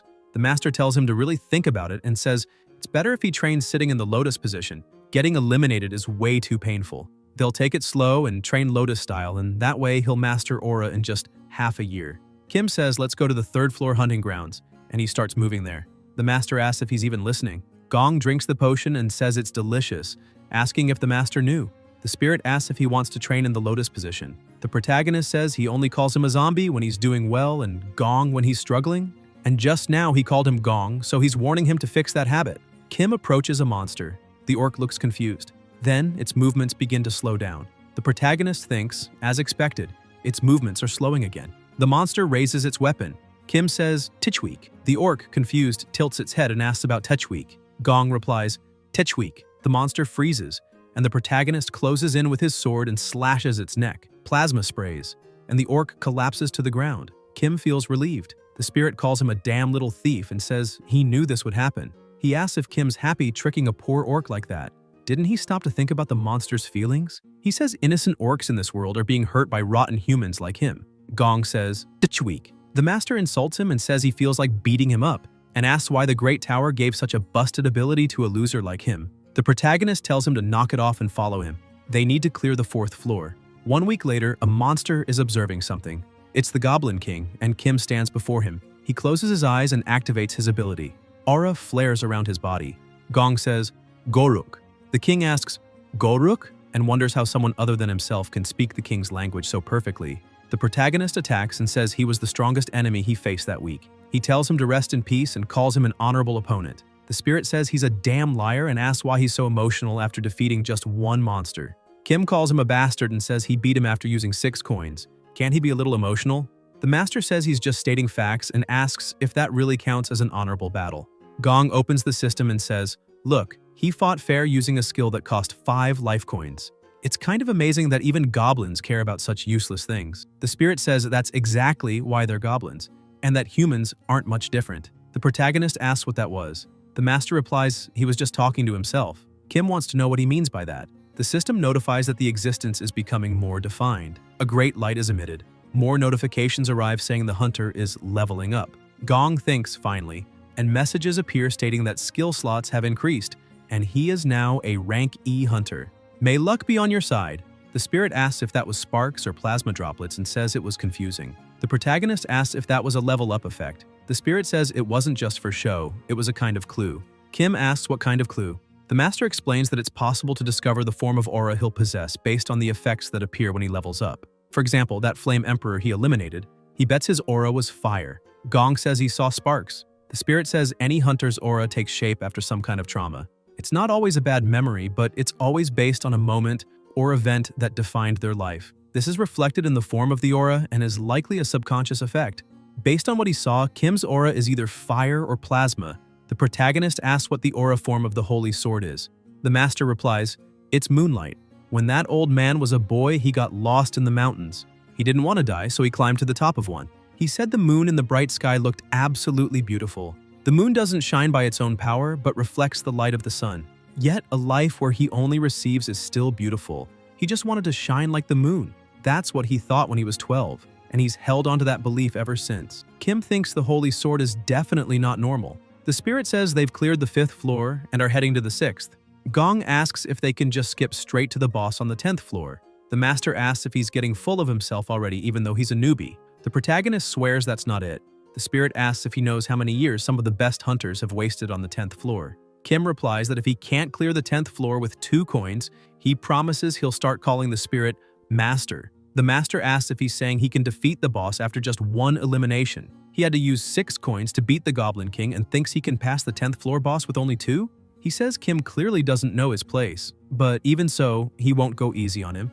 Gong says fine, but there's one condition. He has to be honest and tell him what skills the floor boss has. The spirit says that seems fair. The protagonist adds, and if he wins, the master has to call him in the most respectful way possible. He asks what's wrong, if he wants to back out, and says it's fine if he does. The master calls him a damn brat and asks if he really thinks he can challenge the Great Sword Emperor just because he has a busted ability. He tells him to be ready to treat him as master for the rest of his life, because he won't beat the floor boss. And it's true, since he can't lose his life, he'll have to call him master forever. Kim asks if he's going crazy and says the one who's going to serve is him. The two glare at each other, then burst into laughter. People around them see Gong laughing alone and say they think he's insane. Somewhere else, a guard says he can't enter. The protagonist asks why not. The guard asks if he's trying to challenge the boss alone and says that's suicide. He asks if Kim didn't see the news. Black Dragon Guild went in with 34 elite members and still failed. Kim replies that the association rules say any hunter can start a raid. The guard says he's sorry, but he has to report everyone who enters and his superiors will review those logs later. He'll end up being the heartless bastard who let someone take their own life, so Kim should consider his position too. The master asks about this hunter association, saying in his world, there was no such thing, and dealing with this political crap is exactly why they're still stuck on the 10th floor. He tells Kim to just beat the guy up and go in already. Kim calls to the guard and says he appreciates the hard work and what the guard said is true. And to be honest, he truly does want to take his own life. The guard looks shocked, and the spirit is confused. Gong says that a year ago he lost his beloved, and recently the Alchemy Castle told him he has an incurable disease. They say he has 6 months at most to live, but he can't go on living without his beloved. And even though he's just a low-tier hunter, he'd rather use the rest of his life to challenge a monster than be stuck in a bed at the Alchemy Castle. The guard gets emotional and says it's a tragic story. The protagonist hands him a pouch and says it's the money he had saved for his treatment. The guard says he can't accept it. Kim says that since he's going to disappear anyway, he wants to leave this world without anything left behind, and asks him not to file any report about his entry either. This is his final request as a hunter. The guard says he understands and tells him to go ahead. He didn't see anything. The spirit says they're both idiots and asks if they're filming a movie or something. Gong wonders if, ever since reaching the 10th floor, the methods even matter anymore. On the 10th floor, the protagonist thinks this was a floor meant to be cleared by the Flame Emperor. Now he'll write his own legend, and it'll be even greater than his. He opens the door and is met with several dolls with red eyes. They scream, and the room ignites in flames. They ask if he came to play. They invite him to play, asking what they should play, maybe statues. Then say the statues might melt. Better to play hide and seek. They say that's it. Come play with him. Kim begins releasing aura around his body and tells them to play. The system notifies that elimination be on his side. Elsewhere, Black Dragon, the guild known as the strongest since the tower opened, has unfortunately reached its 30th raid failure today. Reporters ask what they think caused another failure. Black Dragon replies there's nothing wrong with their skills, they just had some bad luck. The Flame Emperor asks who said that. He says luck is also a skill and calls them losers. The protagonist thinks this is the interview that became known as the Declaration of the Losers, and that's the real issue, surpassing all the great hunters. He wonders why the Flame Emperor was the only one who managed to clear the 10th floor. The system notifies that the boss stage is beginning. The dolls ask if he wants to play and promise it'll be fun. Kim thinks clearing the 10th floor is relatively simple. Hidden somewhere in the mansion, the dolls ask if it's the real one and say to come find her. There, he must destroy the real doll. The spirit says those aren't just flames, they're hellfire created with aura. Gong thinks it doesn't matter how much you protect yourself with aura. 10 minutes is the absolute limit anyone can withstand those flames. But they'd have no effect on aura users with fire-type affinity. The protagonist recalls the Flame Emperor going through this floor. That's why he could clear it safely, and still had the nerve to say that luck is a skill. The spirit says Kim is just a zombie who survives by luck. Kim asks what he means by surviving by luck and tells him to look. He can barely withstand this with his aura. The master says he'll reach his limit in 1 minute. For the record, old man Marcus can withstand these flames for 30 minutes. He's training like hell right now to push that to 1 hour before facing this boss, unlike someone who showed up here with no plan at all. Gong says he's really happy to hear that. The dolls say, "Come find us." The spirit asks what he's going to do with just 2 coins. The protagonist asks what he means and says he'll die first and figure something out later. The master asks if he really thinks his aura will evolve exponentially just because he dies here. He says there are only 2 ways to clear this place. Find the right doll instantly, a 1 in a million chance, or become so skilled with aura that he can last long enough to find the correct one. And even knowing that, Kim bet on just 2 coins like an idiot. He says Kim won't make it. Kim says he's forgetting option 3. He'll see who wins after he's eliminated. He thinks his aura will run out in 10 seconds and wonders why not just pick one at random. Gong stares at a doll. She turns and asks if he wants to play with her. The protagonist approaches her, opens the doll's mouth. She starts melting, saying she's not the real one, and her entire body melts. Kim thinks he has 3 seconds left and wonders if they really had to go this far. The master asks how anyone could possibly understand the Great Tower. He says the tower is a psychopath that gives a busted skill to a loser like him. Gong asks if he really needs to say it like that. Things around begin to break. The protagonist starts to burn. The spirit says time's up, and that Kim's a pervert trying to deceive the tower. Kim thinks he's burning and wants to be eliminated faster. The master says no matter what kind of great hunter he wants to be, creating a plan that involves burning until death on purpose. He has to admit Kim really is a pervert. The system notifies that he was eliminated, and the conditions for activating the ability have been fulfilled by elimination. Copying random ability from the infernal dolls. Gong asks if he hasn't forgotten the promise. The master replies that he remembers, so don't worry, and asks if he looks like the kind of loser who'd break a promise. And this one is incredible. It has to be this one. No need to say anything, just take it. That's the only rank S ability this boss even has. And whenever he wants, the hellfire from earlier will appear. Then he asks why Kim is acting that way and if something's wrong. The protagonist replies, no. It's just that for some reason, he feels like something's off. He remembers the doll saying she wasn't the one. Kim thinks it's definitely a great ability, but something doesn't feel right to him. He says either way, just read the other abilities. The spirit says he doesn't get it, but fine. Labyrinth Architect rank A, Puppet Master rank B, Remote Control rank B, Trap Installation rank C. The last one is Gong waits, and the master looks at it with a strange face. The protagonist says just what he thought. The spirit says to wait and listen. Kim says it's fine. He already figured out what kind of ability that is. The master says, look at this. A golden card. So epic. And if he picks this one, hellfire barriers will emerge. It doesn't matter who it is, this skill will attract anyone. Gong thinks no, this is the card he really wanted. He says he knew something was weird. Among the tens of thousands of them, only one doll is real. The real one wouldn't burn since it has fire aura. And he asks why the fake dolls weren't burning either. He says he has an answer. The protagonist looks at the skill. Only he can prevent the fire. He thought there would be an ability that helped selected targets not get burned. The spirit says what a shitty game. Kim laughs and says to repeat that with him. The system notifies that he will return 24 hours in time and is currently a rank E hunter. Gong says now he can go back and take a relaxed tour through the mansion until he finds the real doll and asks what to do now because it just got too easy. The system notifies that he received a penalty from the skill and is recreating the trauma of an opponent that eliminated him. Starting penalty, recreating trauma from monster infernal dolls. Somewhere else, a child knocks on someone's door and says they're hungry, asking if they could have a piece of bread, even just the crumbs. The man slams the door and asks why he has to see homeless kids first thing in the morning. The child walks away, still asking for just a piece of bread, saying it's okay if it's moldy. People ask if there haven't been too many homeless kids around lately, saying food is scarce and the kids are annoying. The child keeps begging for a bit of bread, and the residents ask where all these kids are coming from, wondering if someone can take them away or something. The child stops in front of a man and says they're sorry. The man touches his head and asks if he doesn't have parents. He says the boy looks hungry and asks if his body hurts too and tells him to come along. They go to another place and the man says he's a doctor and has many friends at home for the boy to play with. He'll help him feel better. The child thanks him and calls him kind. He ends up locked in a cage, hands in chains, asking when he can go out to play and saying he's hungry. The man says to be patient, that only animals give in to urges. Just because he was born from a beast doesn't mean he has to be raised as one. The doctor pulls him by the chains, holding a dagger in the other hand, and says he knows orphans like him well. They don't work, claiming they're too young, and go around spreading disease from village to village. He says he's a good man for getting rid of children like him. Somewhere else, orphans are in cages, and someone says the hunger they're feeling now was caused by these orphans. They're children of witches, poison to the land, filth of society. They'll be sacrificed to the gods to save this land. The child looks terrified, eyes full of tears. Hooded elders say to eliminate them all. In another place, a voice says the number of sacrifices is decreasing, and they need to find more for the next ritual. The orphans ask where their friends are being taken and why they keep getting hurt. The protagonist approaches the place and asks what the hell this is, and if he's seeing it too. The master says he's been there since the beginning and didn't know Kim came too.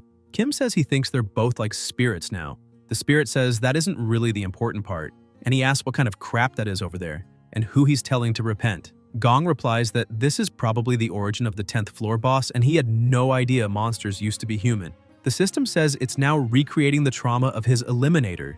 The master says not all monsters, usually just the bosses. They're based on real-life events from different worlds. They're all heroes or life forms from other worlds, and that becomes more common from the 11th floor onward. The protagonist asks why he didn't tell him that earlier. The spirit responds that he never asked, but it's the first time he's ever seen an origin. They hear voices saying they're hungry, asking if anyone's there. The master says he knew they were from another world, but there was no way to know exactly what happened. It's different seeing it with your own eyes. A butler approaches and ends up tripping, dropping a candle. Kim looks shocked and wonders how this always happens somewhere in every world. The flames start spreading and people begin running, shouting to get out of the mansion, telling others to grab all valuable items before leaving. Gong says wait. He tries to stop them and asks if they really think now is the time to run. He says the children are still in the basement. One of the children wonders about more cruelty and says no, asking if anyone is there and saying it's so hot. The fire spread. The children say they didn't do anything wrong. They just didn't want to die of hunger. They just wanted to play with friends. They just wanted to play a little more. The system notifies that trauma recreation is complete, penalty ending. In the present time, the protagonist appears in his room. They're silent until the spirit says he knows it's a sad situation, but there's nothing they can do now. Kim asks if that's really the first thing he's going to say. The master replies yes, and that he has a shitty personality, and asks what Kim expects to do, because that's how the real world works. That boss now is just a monster, and those children from the origin are already gone and have been for a long time, and asks what Kim could possibly do about it. He says if it had happened in this tower, then Kim could have eliminated himself to save them, but it happened in another world and no one here could do anything. So now he has to find the real doll and eliminate it. Then move on to floor 11, 20, 30, 40, and 50. That's what he needs to do now that he's decided to climb the tower. And if he wants to reach the top, he'll have to do these things alone. Gong says that's probably what the Flame Emperor thought too. And Yoon would definitely find the real doll and eliminate it without hesitation, even after seeing their trauma. The spirit asks what's the problem. The protagonist replies that he doesn't want to be like that bastard. The master asks what he's going to do then. Act like a child. Is he not going to clear the floor just so he's not like him? He says he needs to defeat the boss to clear the floor and calls him a stupid zombie. Kim asks who said that and says he himself was the idiot. The spirit asks what he's talking about. Gong says he's saying he's an idiot, and so is the master. It was right under their noses and they didn't see it. He asks if the master remembers the rank S ability he wanted him to choose. The master asks who he thinks he is and says, of course he remembers. The protagonist talks about resentment, regret, vengeance, and says his endless grudge, unheard resentment, and unfulfilled wishes burn it all. As long as he wills it, an aura of hellfire will appear within a 2 kilometers radius. No one can escape this hell without his permission, no matter who they are, and asks if he doesn't think there's something wrong with that. The spirit asks what he means. What's wrong with the skill? Kim brings up the final line. No one can leave this hell without your permission, no matter who they are, and asks how the Black Dragon Guild managed to escape without killing the boss. The master replies he's not sure. Gong says there's only one possibility. The boss allowed them to leave, and thinks, a floor humanity still hasn't cleared. The dolls see him enter. The protagonist thinks there's only one thing the boss wants from its visitors. The dolls invite him to play. Kim releases his aura and tells them to play. He activates the skill. Only he can prevent the fire. The dolls say that man isn't burning, asking if he's not hot so he can play with them. The protagonist replies yes, it's hide and seek, and tells them to get ready. He's never lost a game of hide and seek in his life. They think he's weird. Kim covers his eyes and tells them to hide well. He'll find them soon. They tell each other to hide fast. The protagonist thinks it's a game of hide and seek with children who can't go anywhere. Anne tells them to hide well. They reply that they'll hide far away, somewhere he'll never find them. Kim says, ready or not, here I come. He opens the mouth of one of them. The doll says it's not the one. The protagonist goes through several of them and still hasn't found the real one. He says it's harder than he imagined and asks about her. The doll replies, no, try again. The master looks around and says he's appeasing their spirits. The protagonist keeps searching, walking past the dolls and still hasn't found it, until there's one inside a cage. The doll watches him and asks if he's going to play with himself. Kim says he's found it and it's him. The doll begins to melt and thanks him, calling him a kind sir, and thanks him again. The system congratulates him and says the normal stage has been completed, secret stage completed, boss stage completed, and the floor has been cleared by one person, Hunter Gong. Calculating clear rewards, completed, and rewards will be claimed 24 hours after entering the 11th floor. The spirit asks why he has that look and says that clearing a secret stage is something even he barely managed, but Gong did it on his first try. He'll probably receive great rewards too. The protagonist says he doesn't understand and calls him heartless. He says he just feels like the world is shit. The scene they saw on the boss floor, things like that happen regardless of which world you're in. The master says that's just how life is. The two stay silent for a moment and the spirit says, whatever, that kind of atmosphere doesn't suit him. By the way, he's impressed. He cleared this floor in his own way. That was a compliment. Kim says he doesn't know if he believes that. The master says he knows how to recognize a great hunter when he sees one, and he cleared this floor purely with skill, not luck. Besides, they're partners and he should be happy for him. The system announces it's a public service announcement. The 10th floor has been cleared. The 11th floor will open in 24 hours. People start writing messages asking what's going on and why there are fireworks. And if the fireworks are on every floor or just the first. A guy on the 3rd floor says there are fireworks there too. Another anonymous person asks if anyone saw the 10th floor clear announcement, and if maybe it was the Black Dragon, and where is their announcement? Others replied that the Hunter Association said they would clear the 10th floor in 2 weeks. The spirit says it's finally time to write his own story, and that he's seen something like this in his past life. The protagonist says this is also his second time. People comment on the forum that it wasn't the Black Dragon, because their top hunters are sitting in a cafe on the 1st floor. Another guy says he's at the temple now, and it wasn't the Inquisitor either. Viper is teaching some students at the academy. The Paladin is working at Babylon Square. A Sang Ryun member says he can't reveal his identity, but it wasn't them either. An anonymous user asks if none of the guilds cleared it, then was it the Holy Sword? A guy responds that the Holy Sword is drinking milk next to him right now and sends a photo. People get confused, asking what that means. And if no one knows who cleared it, then who was it? They say it makes no sense. The spirit asks what it feels like to be promoted from a nobody to the main character. Kim smiles and says it feels fucking amazing. Feels like the world is his. The master tells him not to get too excited. All he did was clear the 10th floor, but he's the one closest to the top. Gong replies he knows, and all he needs to do now is get there. A guard comes running up and calls out to him, asking if he was the one who did that just now. The protagonist says he doesn't know what he's talking about. The guard asks about clearing the 10th floor and says he was the only one who entered a raid on that floor today. His superiors are going crazy. They want to know what's happening. Kim asks what if it was him. The guard says he just wants to know his name. Gong asks if that's all, even after giving him 100 gold. The guard says to at least give him a nickname. The protagonist replies he doesn't have one. The guard is shocked, and the spirit says to look at his face. He did well. That's how you become known. Hide your identity and make them work to find out. Kim says he thinks he realized something. The master asks what. Gong asks why he was cursing him earlier. Didn't he swear to call him Gong if he cleared the 10th floor with just 2 coins? Isn't it insane that he actually managed it? The spirit smiles and says, aren't they alike? And tells him to think about it. Partners should be on the same level. Him and himself, same level. Someone who cleared the 99th floor and his partner. The one who will clear the 100th. A friend in faith. A brother in arms. That's so beautiful. The protagonist tells him to move him to the 1st floor and says to use the suffix nim if he wants to talk to him from now on. Elsewhere, people are desperate to know who cleared the 10th floor. They keep checking the news, but nothing appears. Someone wonders if the Black Dragon is hiding the fact that they cleared it. Others think it might have been the Sword Saint. Kim is wearing headphones, drinking coffee, and asks what the Sword Emperor thinks, and if victory isn't sweet. He says he's loving this. He wonders if his headphones broke since he's not hearing any response. He tries talking to the Sword Emperor, calling him a psycho and lunatic. The spirit replies he's there. Gong says he can finally hear him again. Thought he'd gone deaf, and asks if he forgot he should call him Magnificent Lord Gongja Nim. Also, would it be weird if he kept using honorifics while the other calls him just Lord Gongja? The master gets irritated and tells him to just eliminate him, and to quickly copy a new skill and replace Throne of the Sword because he wants to return to Marcus. The protagonist says that's a joke and asks weren't they partners for life? Together forever. And thinks it's been almost an hour and a half and it's about time. Then Kim notices something. It's a cat. He thinks he can't believe someone of such high rank would come personally. He picks up the cat and thinks that nobody knows about this cat yet. He decides to act like he doesn't know either. He asks if it's lost and wants to play with him. He thinks he heard she was obsessed with cats, but this is kind of extreme. Someone approaches and politely asks if he's a hunter, calling him by name. It's a group of people. Gong shows his ID and says he was wondering how long it would take. Just an hour and a half. Each one calls on the phone saying they found him at the cafe across the street from the bank and not to worry. They won't let the other guilds get him.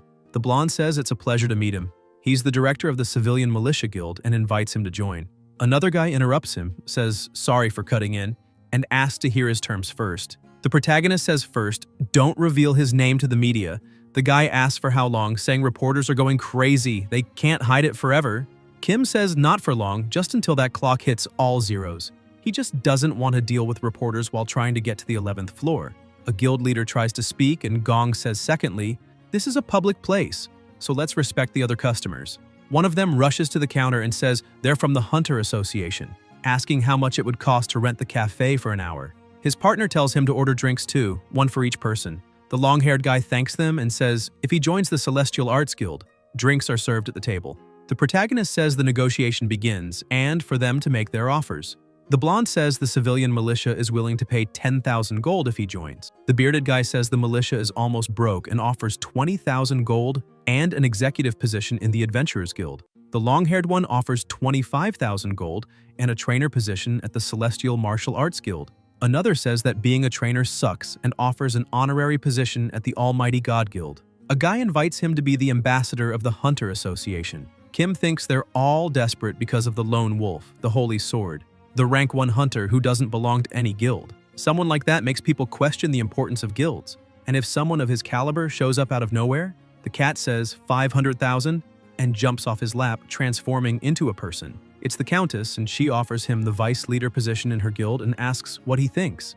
Gong says now that's what he calls an offer. The guildmaster says he's quite bold, not even surprised a cat turned into a woman. The protagonist replies he's used to weird things, even seeing eliminated people. The Countess laughs and says he's funny too. Kim thinks he can't believe she's over 40 and must have found a youth potion with all that money. The blonde politely asks to speak. The guildmaster tells him to go ahead. The civilian militia guild director asks if 500,000 gold in a vice leader position aren't a bit much. He admits they don't even know what abilities he has. The pressure begins to build. The countess asks if he's done. The blonde says yes. The guildmaster tells him to go talk to his leaders then before excusing herself again. They're just not on her level, unless someone there can offer more than 500,000 gold. Someone approaches, calling the cat a bitch. The countess says they have arrived. A few people walk in and Viper is furious, telling them to go fuck themselves. The Almighty God says he was one step ahead of them and thinks it's because he himself was too lazy.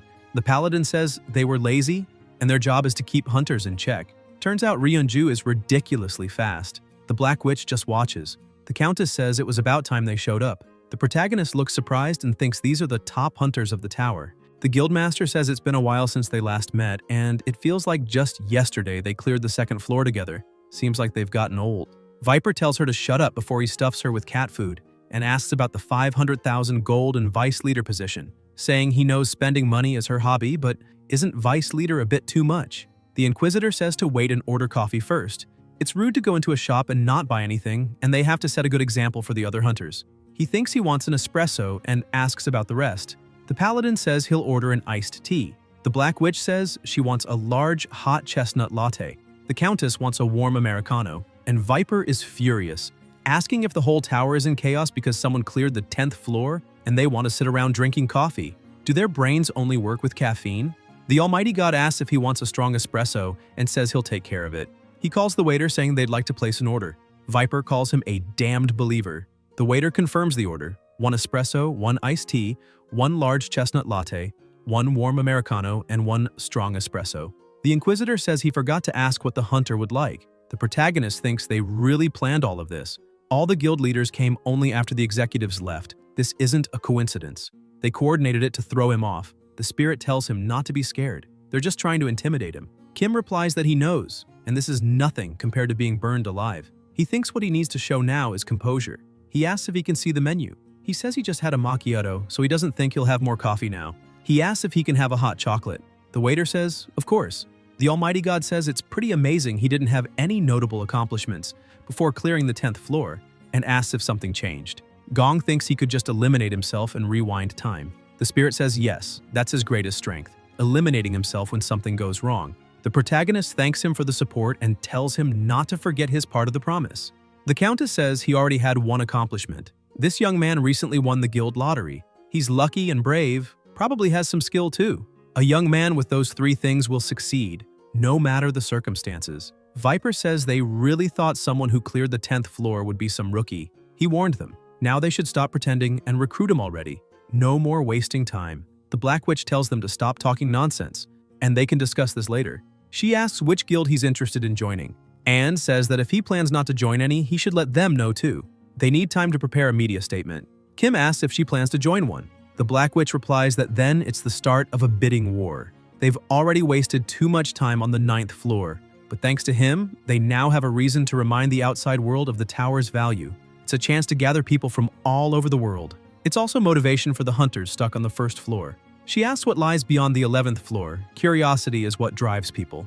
Gong says that, at this rate, the food will run out instantly. The Black Witch agrees and says they're hitting the limit of how much food can be acquired up to the 9th floor. The Countess says that even if they keep a route to the outside world open all the time, it's still not enough. They need new products. The Black Witch says they need to encourage hunters toward the new world, pushing them to explore and find valuable things there. They need some kind of appeal to the masses outside the tower, an icon to represent the era of revolution. The protagonist thinks that's how the Flame Emperor was, and wonders if they're saying that someone is him. Anne thinks the Black Dragon tried to eliminate that icon. He doesn't know why, but if they were enemies, he'll probably get along with the Black Dragon's leader. He says he understands, and that the guild that recruits him will become the representative of the new generation of hunters, and the other guilds won't be able to do anything about it, and he'd feel bad if that happened, so he'll do this instead. He shows a deck of cards and says they're going to play a poker game. He'll join the guild of whoever wins. He doesn't need money or an executive position, but if he wins, he'll join all the guilds at once. To outsiders, he'll seem like a guild member, but he'll receive the same treatment as them. The Countess asks if he really wants to be treated like them after clearing just 1 floor and says she's fine with it. The Almighty God says if there's no trick involved, he's okay with it too. Viper says to ban the use of abilities or else they'll have a huge advantage. If anyone is caught using one, they're automatically out. The Paladin says their guild is too poor for a bidding war, so he's in. The Witch says they accept his terms. Very quietly, the protagonist calls the Sword Emperor and asks if he really won't call him Gongja Nim. He says he'll allow him to stop as soon as the game ends. The Spirit asks if he really will stop. Kim says in exchange he wants him to tell him what cards everyone has. The Master says that's a great deal. He also says he's as gracious as the ocean and will tell him what cards they have. The Gongja Nim is so merciful and kind. The protagonist says to start. The Spirit says the Countess has a straight and he better fold this round. So Kim throws his cards on the table. The Master says Viper is bluffing with just a pair and it's pathetic if he falls for that bluff. So Gong calls. The Spirit approaches the Paladin and says, this guy is trying to get a full house and not to worry because he stuck his head between the cards and saw the next ones. He won't make it, just trust him and they'll win. The protagonist says he's going all in. Viper gets up and asks what the hell is going on, saying this must be cheating. There's no way this is statistically possible. They've played over 30 rounds and he hasn't lost a single one. He can't even bluff. This guy is definitely cheating. Kim asks if he has proof of that and says maybe he's just a poker genius and doesn't like being accused without evidence. Viper says that's too much unbalanced wisdom and there's no way this guy is rank F. Gong asks how he knew he's not rank F and says he hadn't told the association yet, but he ranked up to E yesterday. Viper says he knew it. The protagonist thanks him for the compliment and says, by the way, looks like he ran out of chips. The Almighty God welcomes him, saying it was time to move to the loser's table. So he ordered an extra espresso for him. Enjoy it. Viper says he already said he doesn't want to drink anything. The Inquisitor says he knows, but he has to overcome temptation. The Almighty God calls him a damned believer. Later, still at the table, the Paladin says he lost and was so confident in his poker face. He asks if maybe Kim can read minds or something. Kim replies maybe he can just deal cards and asks if he's going to try guessing. The Paladin says dealing with today's youth is too hard. Viper gets up and asks why he gave up so easily, calling him a loser. He says he should have kept trying to the end and asks if he's really going to let that cheater win. The Paladin tells him not to call the new hero a cheater. Viper says he's using an ability and he guarantees it. The Paladin says everyone knew that from the start and it'd be too weird if they didn't. He asks if he really thought a rookie could challenge them in a game of luck. The Countess gets up and says she'll deal the cards. She says he basically claimed he was confident enough to win without revealing his abilities, and they accepted that challenge. The Paladin says he knows the martial arts master likes to exercise, but should use his brain sometimes too. They had nothing to lose from this game anyway. Winning would be great, but losing isn't a problem either. Viper asks, what about pride? How can they let a rookie stand on the same level as them? The Paladin says pride won't help them climb the tower. The Almighty God puts the espresso cup to the martial arts master's lips and says to drink it because he forgot to finish it. Viper tells him to go fuck himself. A voice says she's happy. The protagonist asks with what? The Black Witch replies that at least he's a sensitive person and originally came from Ukraine. To be more precise, from a place that used to be called Ukraine.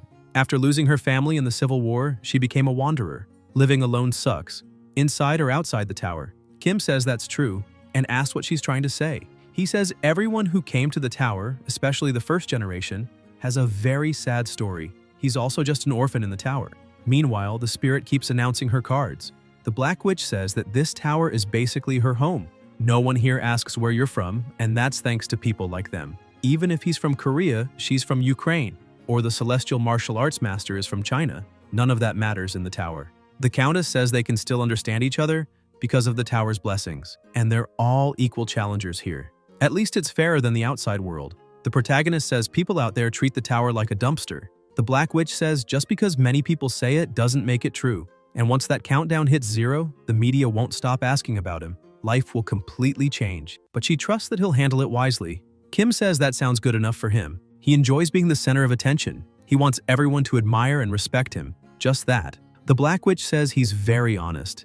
Gong realizes she still has a flush and is currently at a disadvantage. He says all in and adds that he's confident, and makes one thing clear. He doesn't expect to be treated this way just for clearing the 10th floor. He'll clear the 20th, 30th, 50th, and even the 100th. No matter how long it takes, he'll conquer the tower. The Countess says she respects that he has strong feelings about it, and she has no intention of fighting with them. The protagonist wonders who will be the first to climb the whole tower and be worthy of being called a hero. He says he'll consider her his rival. His goal isn't just to see the world inside the tower, but the world beyond it. Honestly, he has no idea about hunger or refugee problems there. She can feel free to use his name whenever she wants to solve those issues. However, he wants help climbing the tower. He thinks he needs to feel that sense of supremacy again. The Black Witch stays quiet, sighs, and then says she was wrong. He's exactly like the Holy Sword. Kim asks if that was a compliment. The Black Witch replies, no, she's just saying he's greedy. The Countess says the Black Dragon Guildmaster had a flush, but Gong had a full house, and he won. The protagonist says then it was a compliment and thanks her. He also says he's looking forward to the equal treatment he was promised. The Black Witch asks if they can also expect him to maintain the same level of responsibility. Kim asks if a hunter's responsibility isn't to climb the tower, and says that for that, she doesn't need to worry. The Black Witch says he's very confident for a rookie.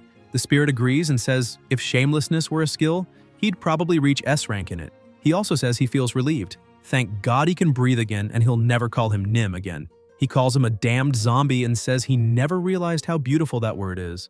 Gong wonders if this guy is really the one they call the Sword Emperor and thinks it's pathetic. A voice asks if they're leaving already. The protagonist replies yes. The 11th floor is about to open and he has to get ready so he's not left behind. The Black Witch asks how he's going to prepare when he doesn't even know what's there. Kim replies that it's all acting. That's the theme from floors 11 to 20. He got an extra hint for clearing the 10th floor and that's all he knows. The Black Witch says they'll make sure to repay that favor later. Gong leaves the cafe with his master. Elsewhere, people are commenting about the official announcement and the 10th floor clear, which hasn't been revealed yet. There's a video of the Holy Sword saying it wasn't him, looking very angry as he says it. The media also hasn't released any information. Apparently, someone saw all the main guild leaders together yesterday. They ask who cleared the 10th floor. Then they say to watch, only 11 seconds left. They begin the countdown. 10, 9, 8, 7, 6, 5, 4, 3, 2, 1. A great light shines and a voice says, this is a public announcement. From today, the tutorial is over. It repeats again. People start asking for the 11th floor. A woman says, to those who wish to continue climbing the tower, congratulations on clearing the infernal mansion. People ask if she's an angel or a goddess. The spirit says, of course not. That's no goddess. It's just part of the system explaining things. The protagonist asks if it's like an NPC. The woman says there's a world desperately in need of help, suffering under the Demon King's rule. The Sword Emperor says that even if a goddess exists, that's nothing more than a recording. The woman says they'll now be summoned to save humanity from extinction. Kim asks how he knows this. The woman says that if they wish to accept that destiny, just say transfer. Suddenly someone jumps from above. It's Marcus leaping over a building. The woman repeats, if you wish to accept the destiny, just say transfer. Someone below asks if it was just a hologram. An aura begins forming around the Holy Sword's head. The spirit says it's because he did exactly the same thing before. The old man says, transfer, and vanishes. Someone laughs out loud and the Almighty God steps up and says he lost first place again. What an amazing day. He hopes to see them all on the 11th floor and says, transfer. Everyone starts transferring. The woman says that those who wish to continue climbing the tower from the 11th to the 20th floor, their faith will be tested, and through that they will find an answer. It will serve as a reminder of who they truly are. That's how they must learn more about themselves. The paladin says it's a shame, and to think about it, he's not sure who created the tower, but it clearly took a lot of effort. That message was left by the creators for themselves, but no one cares. Normally, they should be in awe. The tower's existence, the abilities, all of it is a miracle in itself, but people got used to everything in the first 10 floors. The protagonist says he's more emotional than he expected. The paladin says he used to study music before coming here and asks what's wrong. Is he more attractive now that she knows his artistic side? Kim says that sounds like a tough field to find a job in, and that hurts. The Sword Emperor calls him and says to be careful because that human seems suspicious. Gong asks why, but someone interrupts him and asks if he's Mr. Gong. The protagonist widens his eyes when he looks to the side. The paladin says he probably drew their attention because of him and apologizes, but anyway, he's heading to the 11th floor now. Kim asks if that's why he came to talk to him. The paladin says he has a good eye for spotting sincerity and wanted to see what kind of person he is. Gong asks what kind of person he thinks he is. The paladin replies that the answer is in his heart and says the word transfer, vanishing from the spot. The protagonist, annoyed, asks if he's really going to run away. The spirit says he warned him she was suspicious. Reporters say they're from Huan Moon News and ask if they can ask some questions. Was it true he cleared the 10th floor alone? They say everyone's wondering which guild he plans to join. Kim thinks he needs to get to the 11th floor fast and wonders what he should say. The reporters keep asking questions. What's his relationship with the paladin? And is he really rank E? Gong says the 20th floor will also be cleared by him, tells them to work hard and says, transfer. The reporters yell for him to wait. A voice says to all those who wish to climb the tower, they wish them all the luck in the world. They appear in an empty place. Marcus looks around confused. Voices yell not to let them advance, to stop the demon army for the kingdom of Egypt. Guards charge against monsters. Voices yell not to retreat. If they lose more territory, the empire will fall. They won't last much longer. There are too many enemies. People ask what the hell these monsters are, what's going on.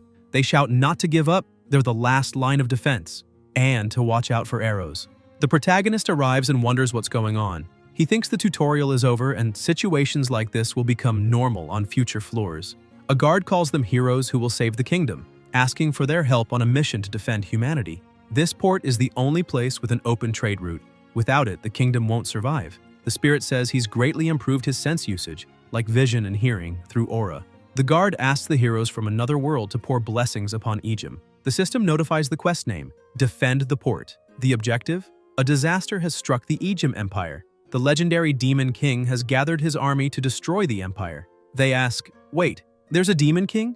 And where the hell is this Egypt Empire? The monsters attack and the warriors grow frustrated, saying they just keep coming. At least let them read the quest. They ask how they're supposed to complete it like this.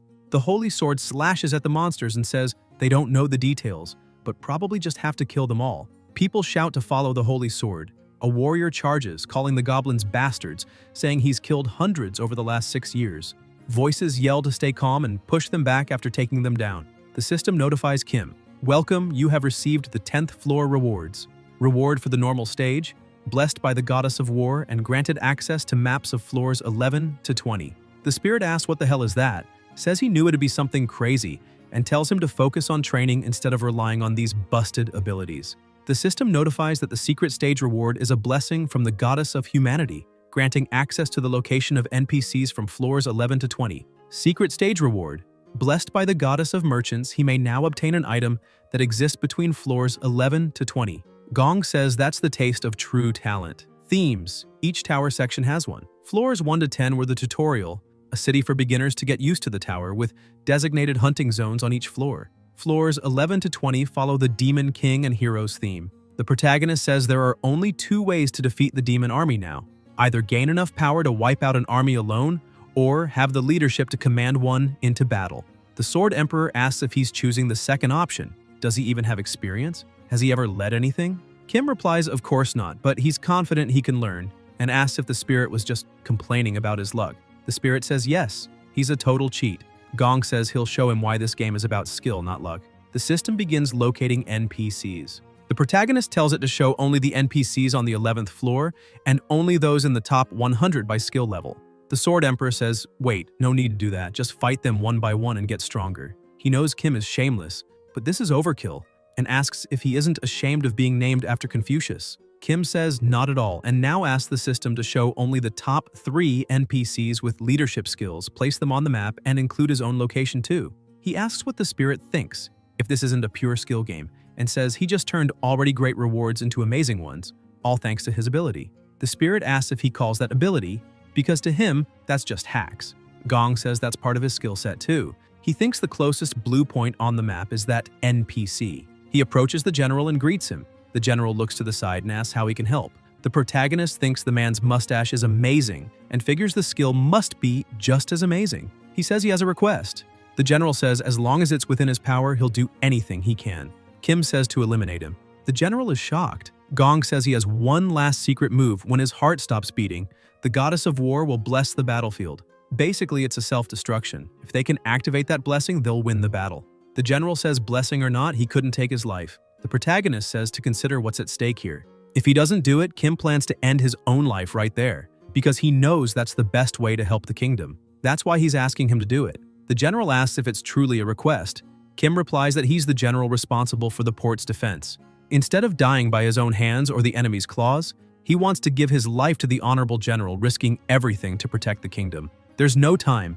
Do it quickly, regardless of what's at stake. To think he has to take the life of a hero from another world. The spirit asks if he's really falling for this. The general says what a wretched world they live in, attacked by the so-called Demon King, and now this. The Sword Emperor says the only disgrace here is the general's intelligence. The general draws his sword, asks the gods for forgiveness, and promises to make it quick and painless. Gong thanks him sincerely. The general asks for his name. The protagonist gives it. The general thanks him for his sacrifice, calling him a true hero. The system notifies that Kim has lost his life and is copying a random skill from NPC Sarbast Ajum. Gong thinks of the saying, "There's always someone flying above the one running."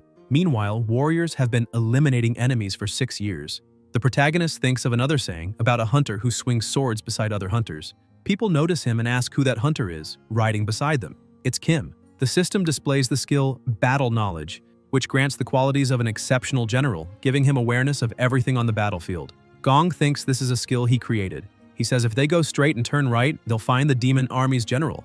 There are some monsters nearby, but it'll be fine. Just take them out. A soldier responds that he understood. They shout that the goddess's hero will protect them. The protagonist thinks it's a skill that lets him pretend to be a martial arts expert, earning the general's trust, and tells them to turn right there. He thinks this skill is super effective thanks to the minimap and the knowledge from having lived this day a few times. And yes, that goblin launched off like a rocket again today. But skills aren't everything. This is the holy sword of protection from Ifanta Ejim. Legend says a goddess gave it to the Ajim Empire's founder. Before becoming a historical legend, the founder vanished, along with the sword, leaving behind only a prophecy. When the destined day comes, the one to wield the sword shall appear. Whoever wields the holy sword will receive absolute trust and support from the people of Ejim. The guards shout that it's the founder's holy sword. The gods have not forsaken them. Praise the empire and the hero. Attack! A glow surrounds the sword. Kim says this is great. Clearing that secret stage was worth it for this view. The spirit asks how it was worth it. He exchanged it for a crappy item. It's just a shiny, hard sword.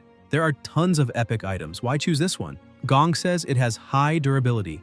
It's shiny and makes every NPC from floors 11 to 20 go nuts. He asks if he gets it now. NPCs aren't just quest givers. They're tools to complete quests. The guards tell each other to stay safe. Someone asks why he's the only one with the general. He even looks like a hunter. The protagonist is thrilled, says envy sounds beautiful. The Sword Emperor asks who taught him aura, and instead of using it to enhance swordsmanship, he's using it to amplify hearing and eavesdrop on gossip. Kim asks if he's mad and tells him to sue him. The east wing of the demon army has been wiped out. He tells them not to stop and keep pressing toward the main force. The guards say they can win and to follow the general. The goblins are trying to protect the Goblin Emperor, the 11th floor boss, who yells at them to stop the invaders and calls them idiots. Gong charges, jumps off his horse, activates his skill, strikes the boss, and defeats him with one blow. The guards shout they've slain the evil monsters. The goddess's hero helped them defeat the enemy leader. Long live the Ejim Empire! The goblins panic and flee. The warriors mock them, saying those little shits are running. They slash nearby goblins and say solo hunting is their specialty. Wipe them all out. The system notifies that the stage has been cleared. The 11th floor was cleared today. The warriors celebrate. They cleared it in a single day. The system analyzes raid participants, analysis complete. Max participants exceeded, announcing the top 10 contributors. The ranking is shown. Kim is first place. People look and ask why first place has no nickname. The Holy Sword came in second, and they wonder if the 10th floor clearer is some kind of hidden master. The spirit says master his ass. He's just a clever little cheat. The protagonist asks if he'll finally admit this is a skill-based game. The Sword Emperor says no. He refuses to accept it. Kim thinks the ghost really values technique over skills. He promises to practice his swordsmanship before they reach the 20th floor, so stop whining. The spirit asks if he's serious. Gong says of course. Would he miss the chance to learn from the Sword Emperor?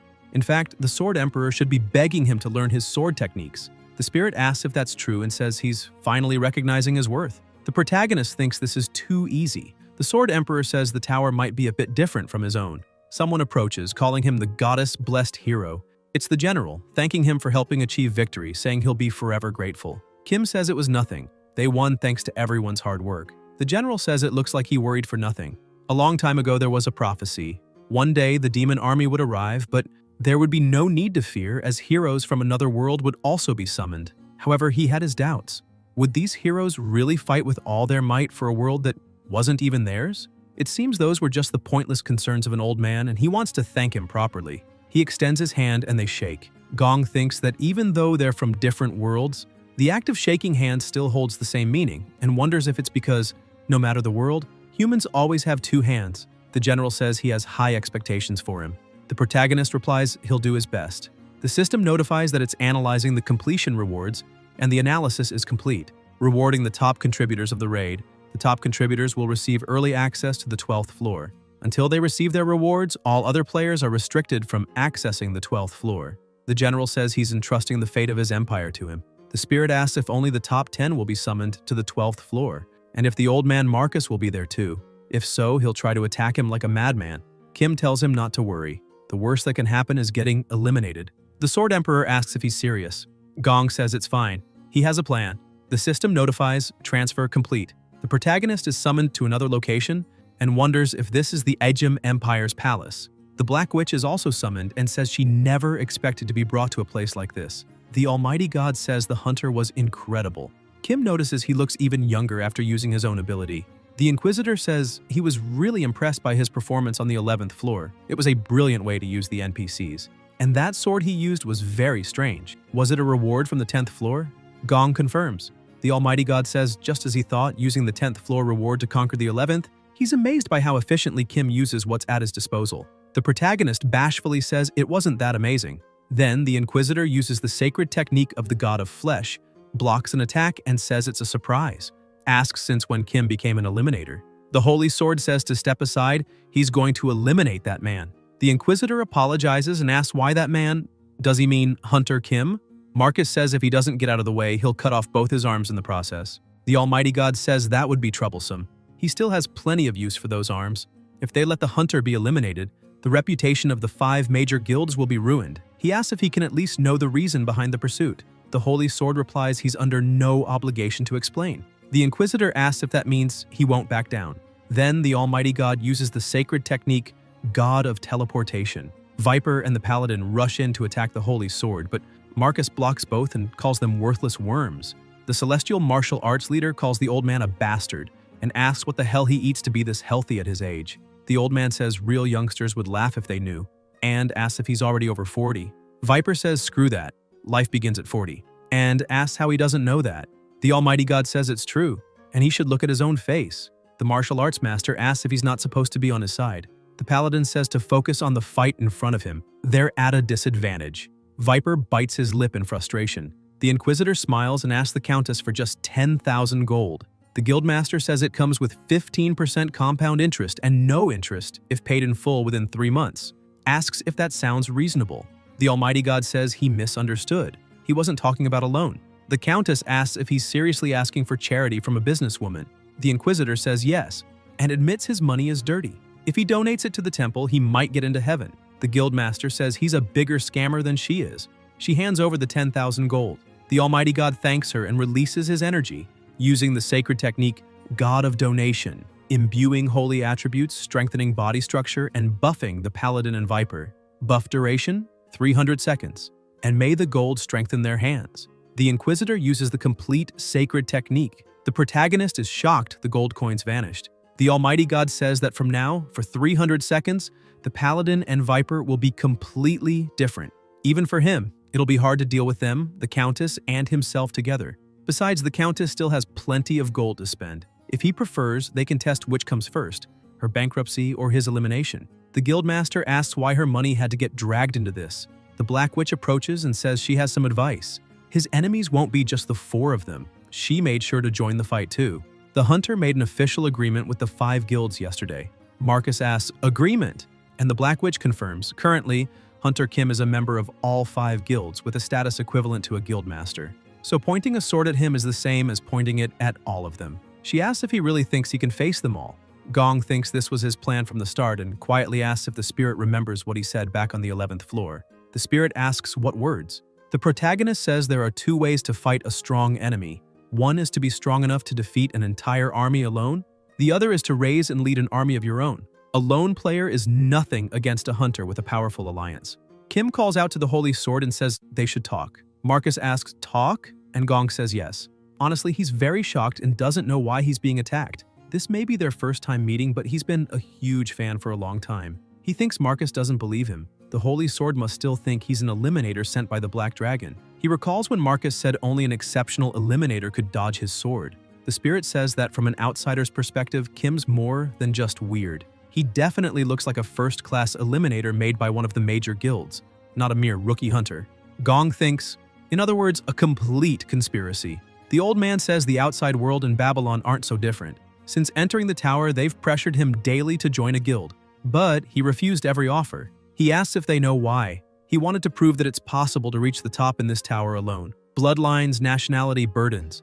Unlike the outside world, which is tangled with such useless things. A person who becomes the best here with just a sword. Success can come through talent and effort alone. He wanted to give that hope to others. Then he asks what they've been doing instead. Says they've all become stagnant in the mud. The Black Witch asks how he, of all people, dares say that. She says he only survived because he cared only about himself. If he'd helped more, many other hunters could have lived. Viper says he was the only one who didn't help during the raids on the 5th, 7th, and 9th floors. Their losses could have been cut in half if he'd helped. The Countess says if he had used his influence from the outside world, today's food shortage wouldn't be so dire. Not only that, the current tower society could have been stabilized much more safely. The Black Witch asks if they're stagnant. And if that's true, then he's just a child with no sense of responsibility.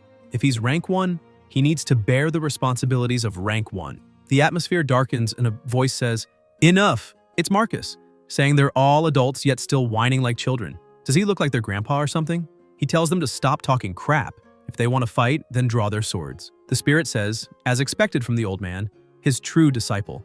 Kim says they're still bickering even with just 10 people around. Even the NPCs on the 11th floor came together to save their country. The Black Witch says this has nothing to do with him. It's a much more serious matter. Gong says he understands really, but as hunters, shouldn't they focus on clearing the 12th floor instead of pointing fingers and holding grudges? Shouldn't they be better than the NPCs, not worse? They're asking for help, even if they are just NPCs. They said their nation is on the brink of collapse. He asks, how could summoned heroes put the Empire second? Is that what it means to be a hero? If you solve problems no one else can, you're a hero. So let's focus on clearing the next floors like we did with the 11th. The Paladin says he's right. Guys, if you enjoyed the video, leave a like, comment, and subscribe to the channel so you don't miss new content. Thank you.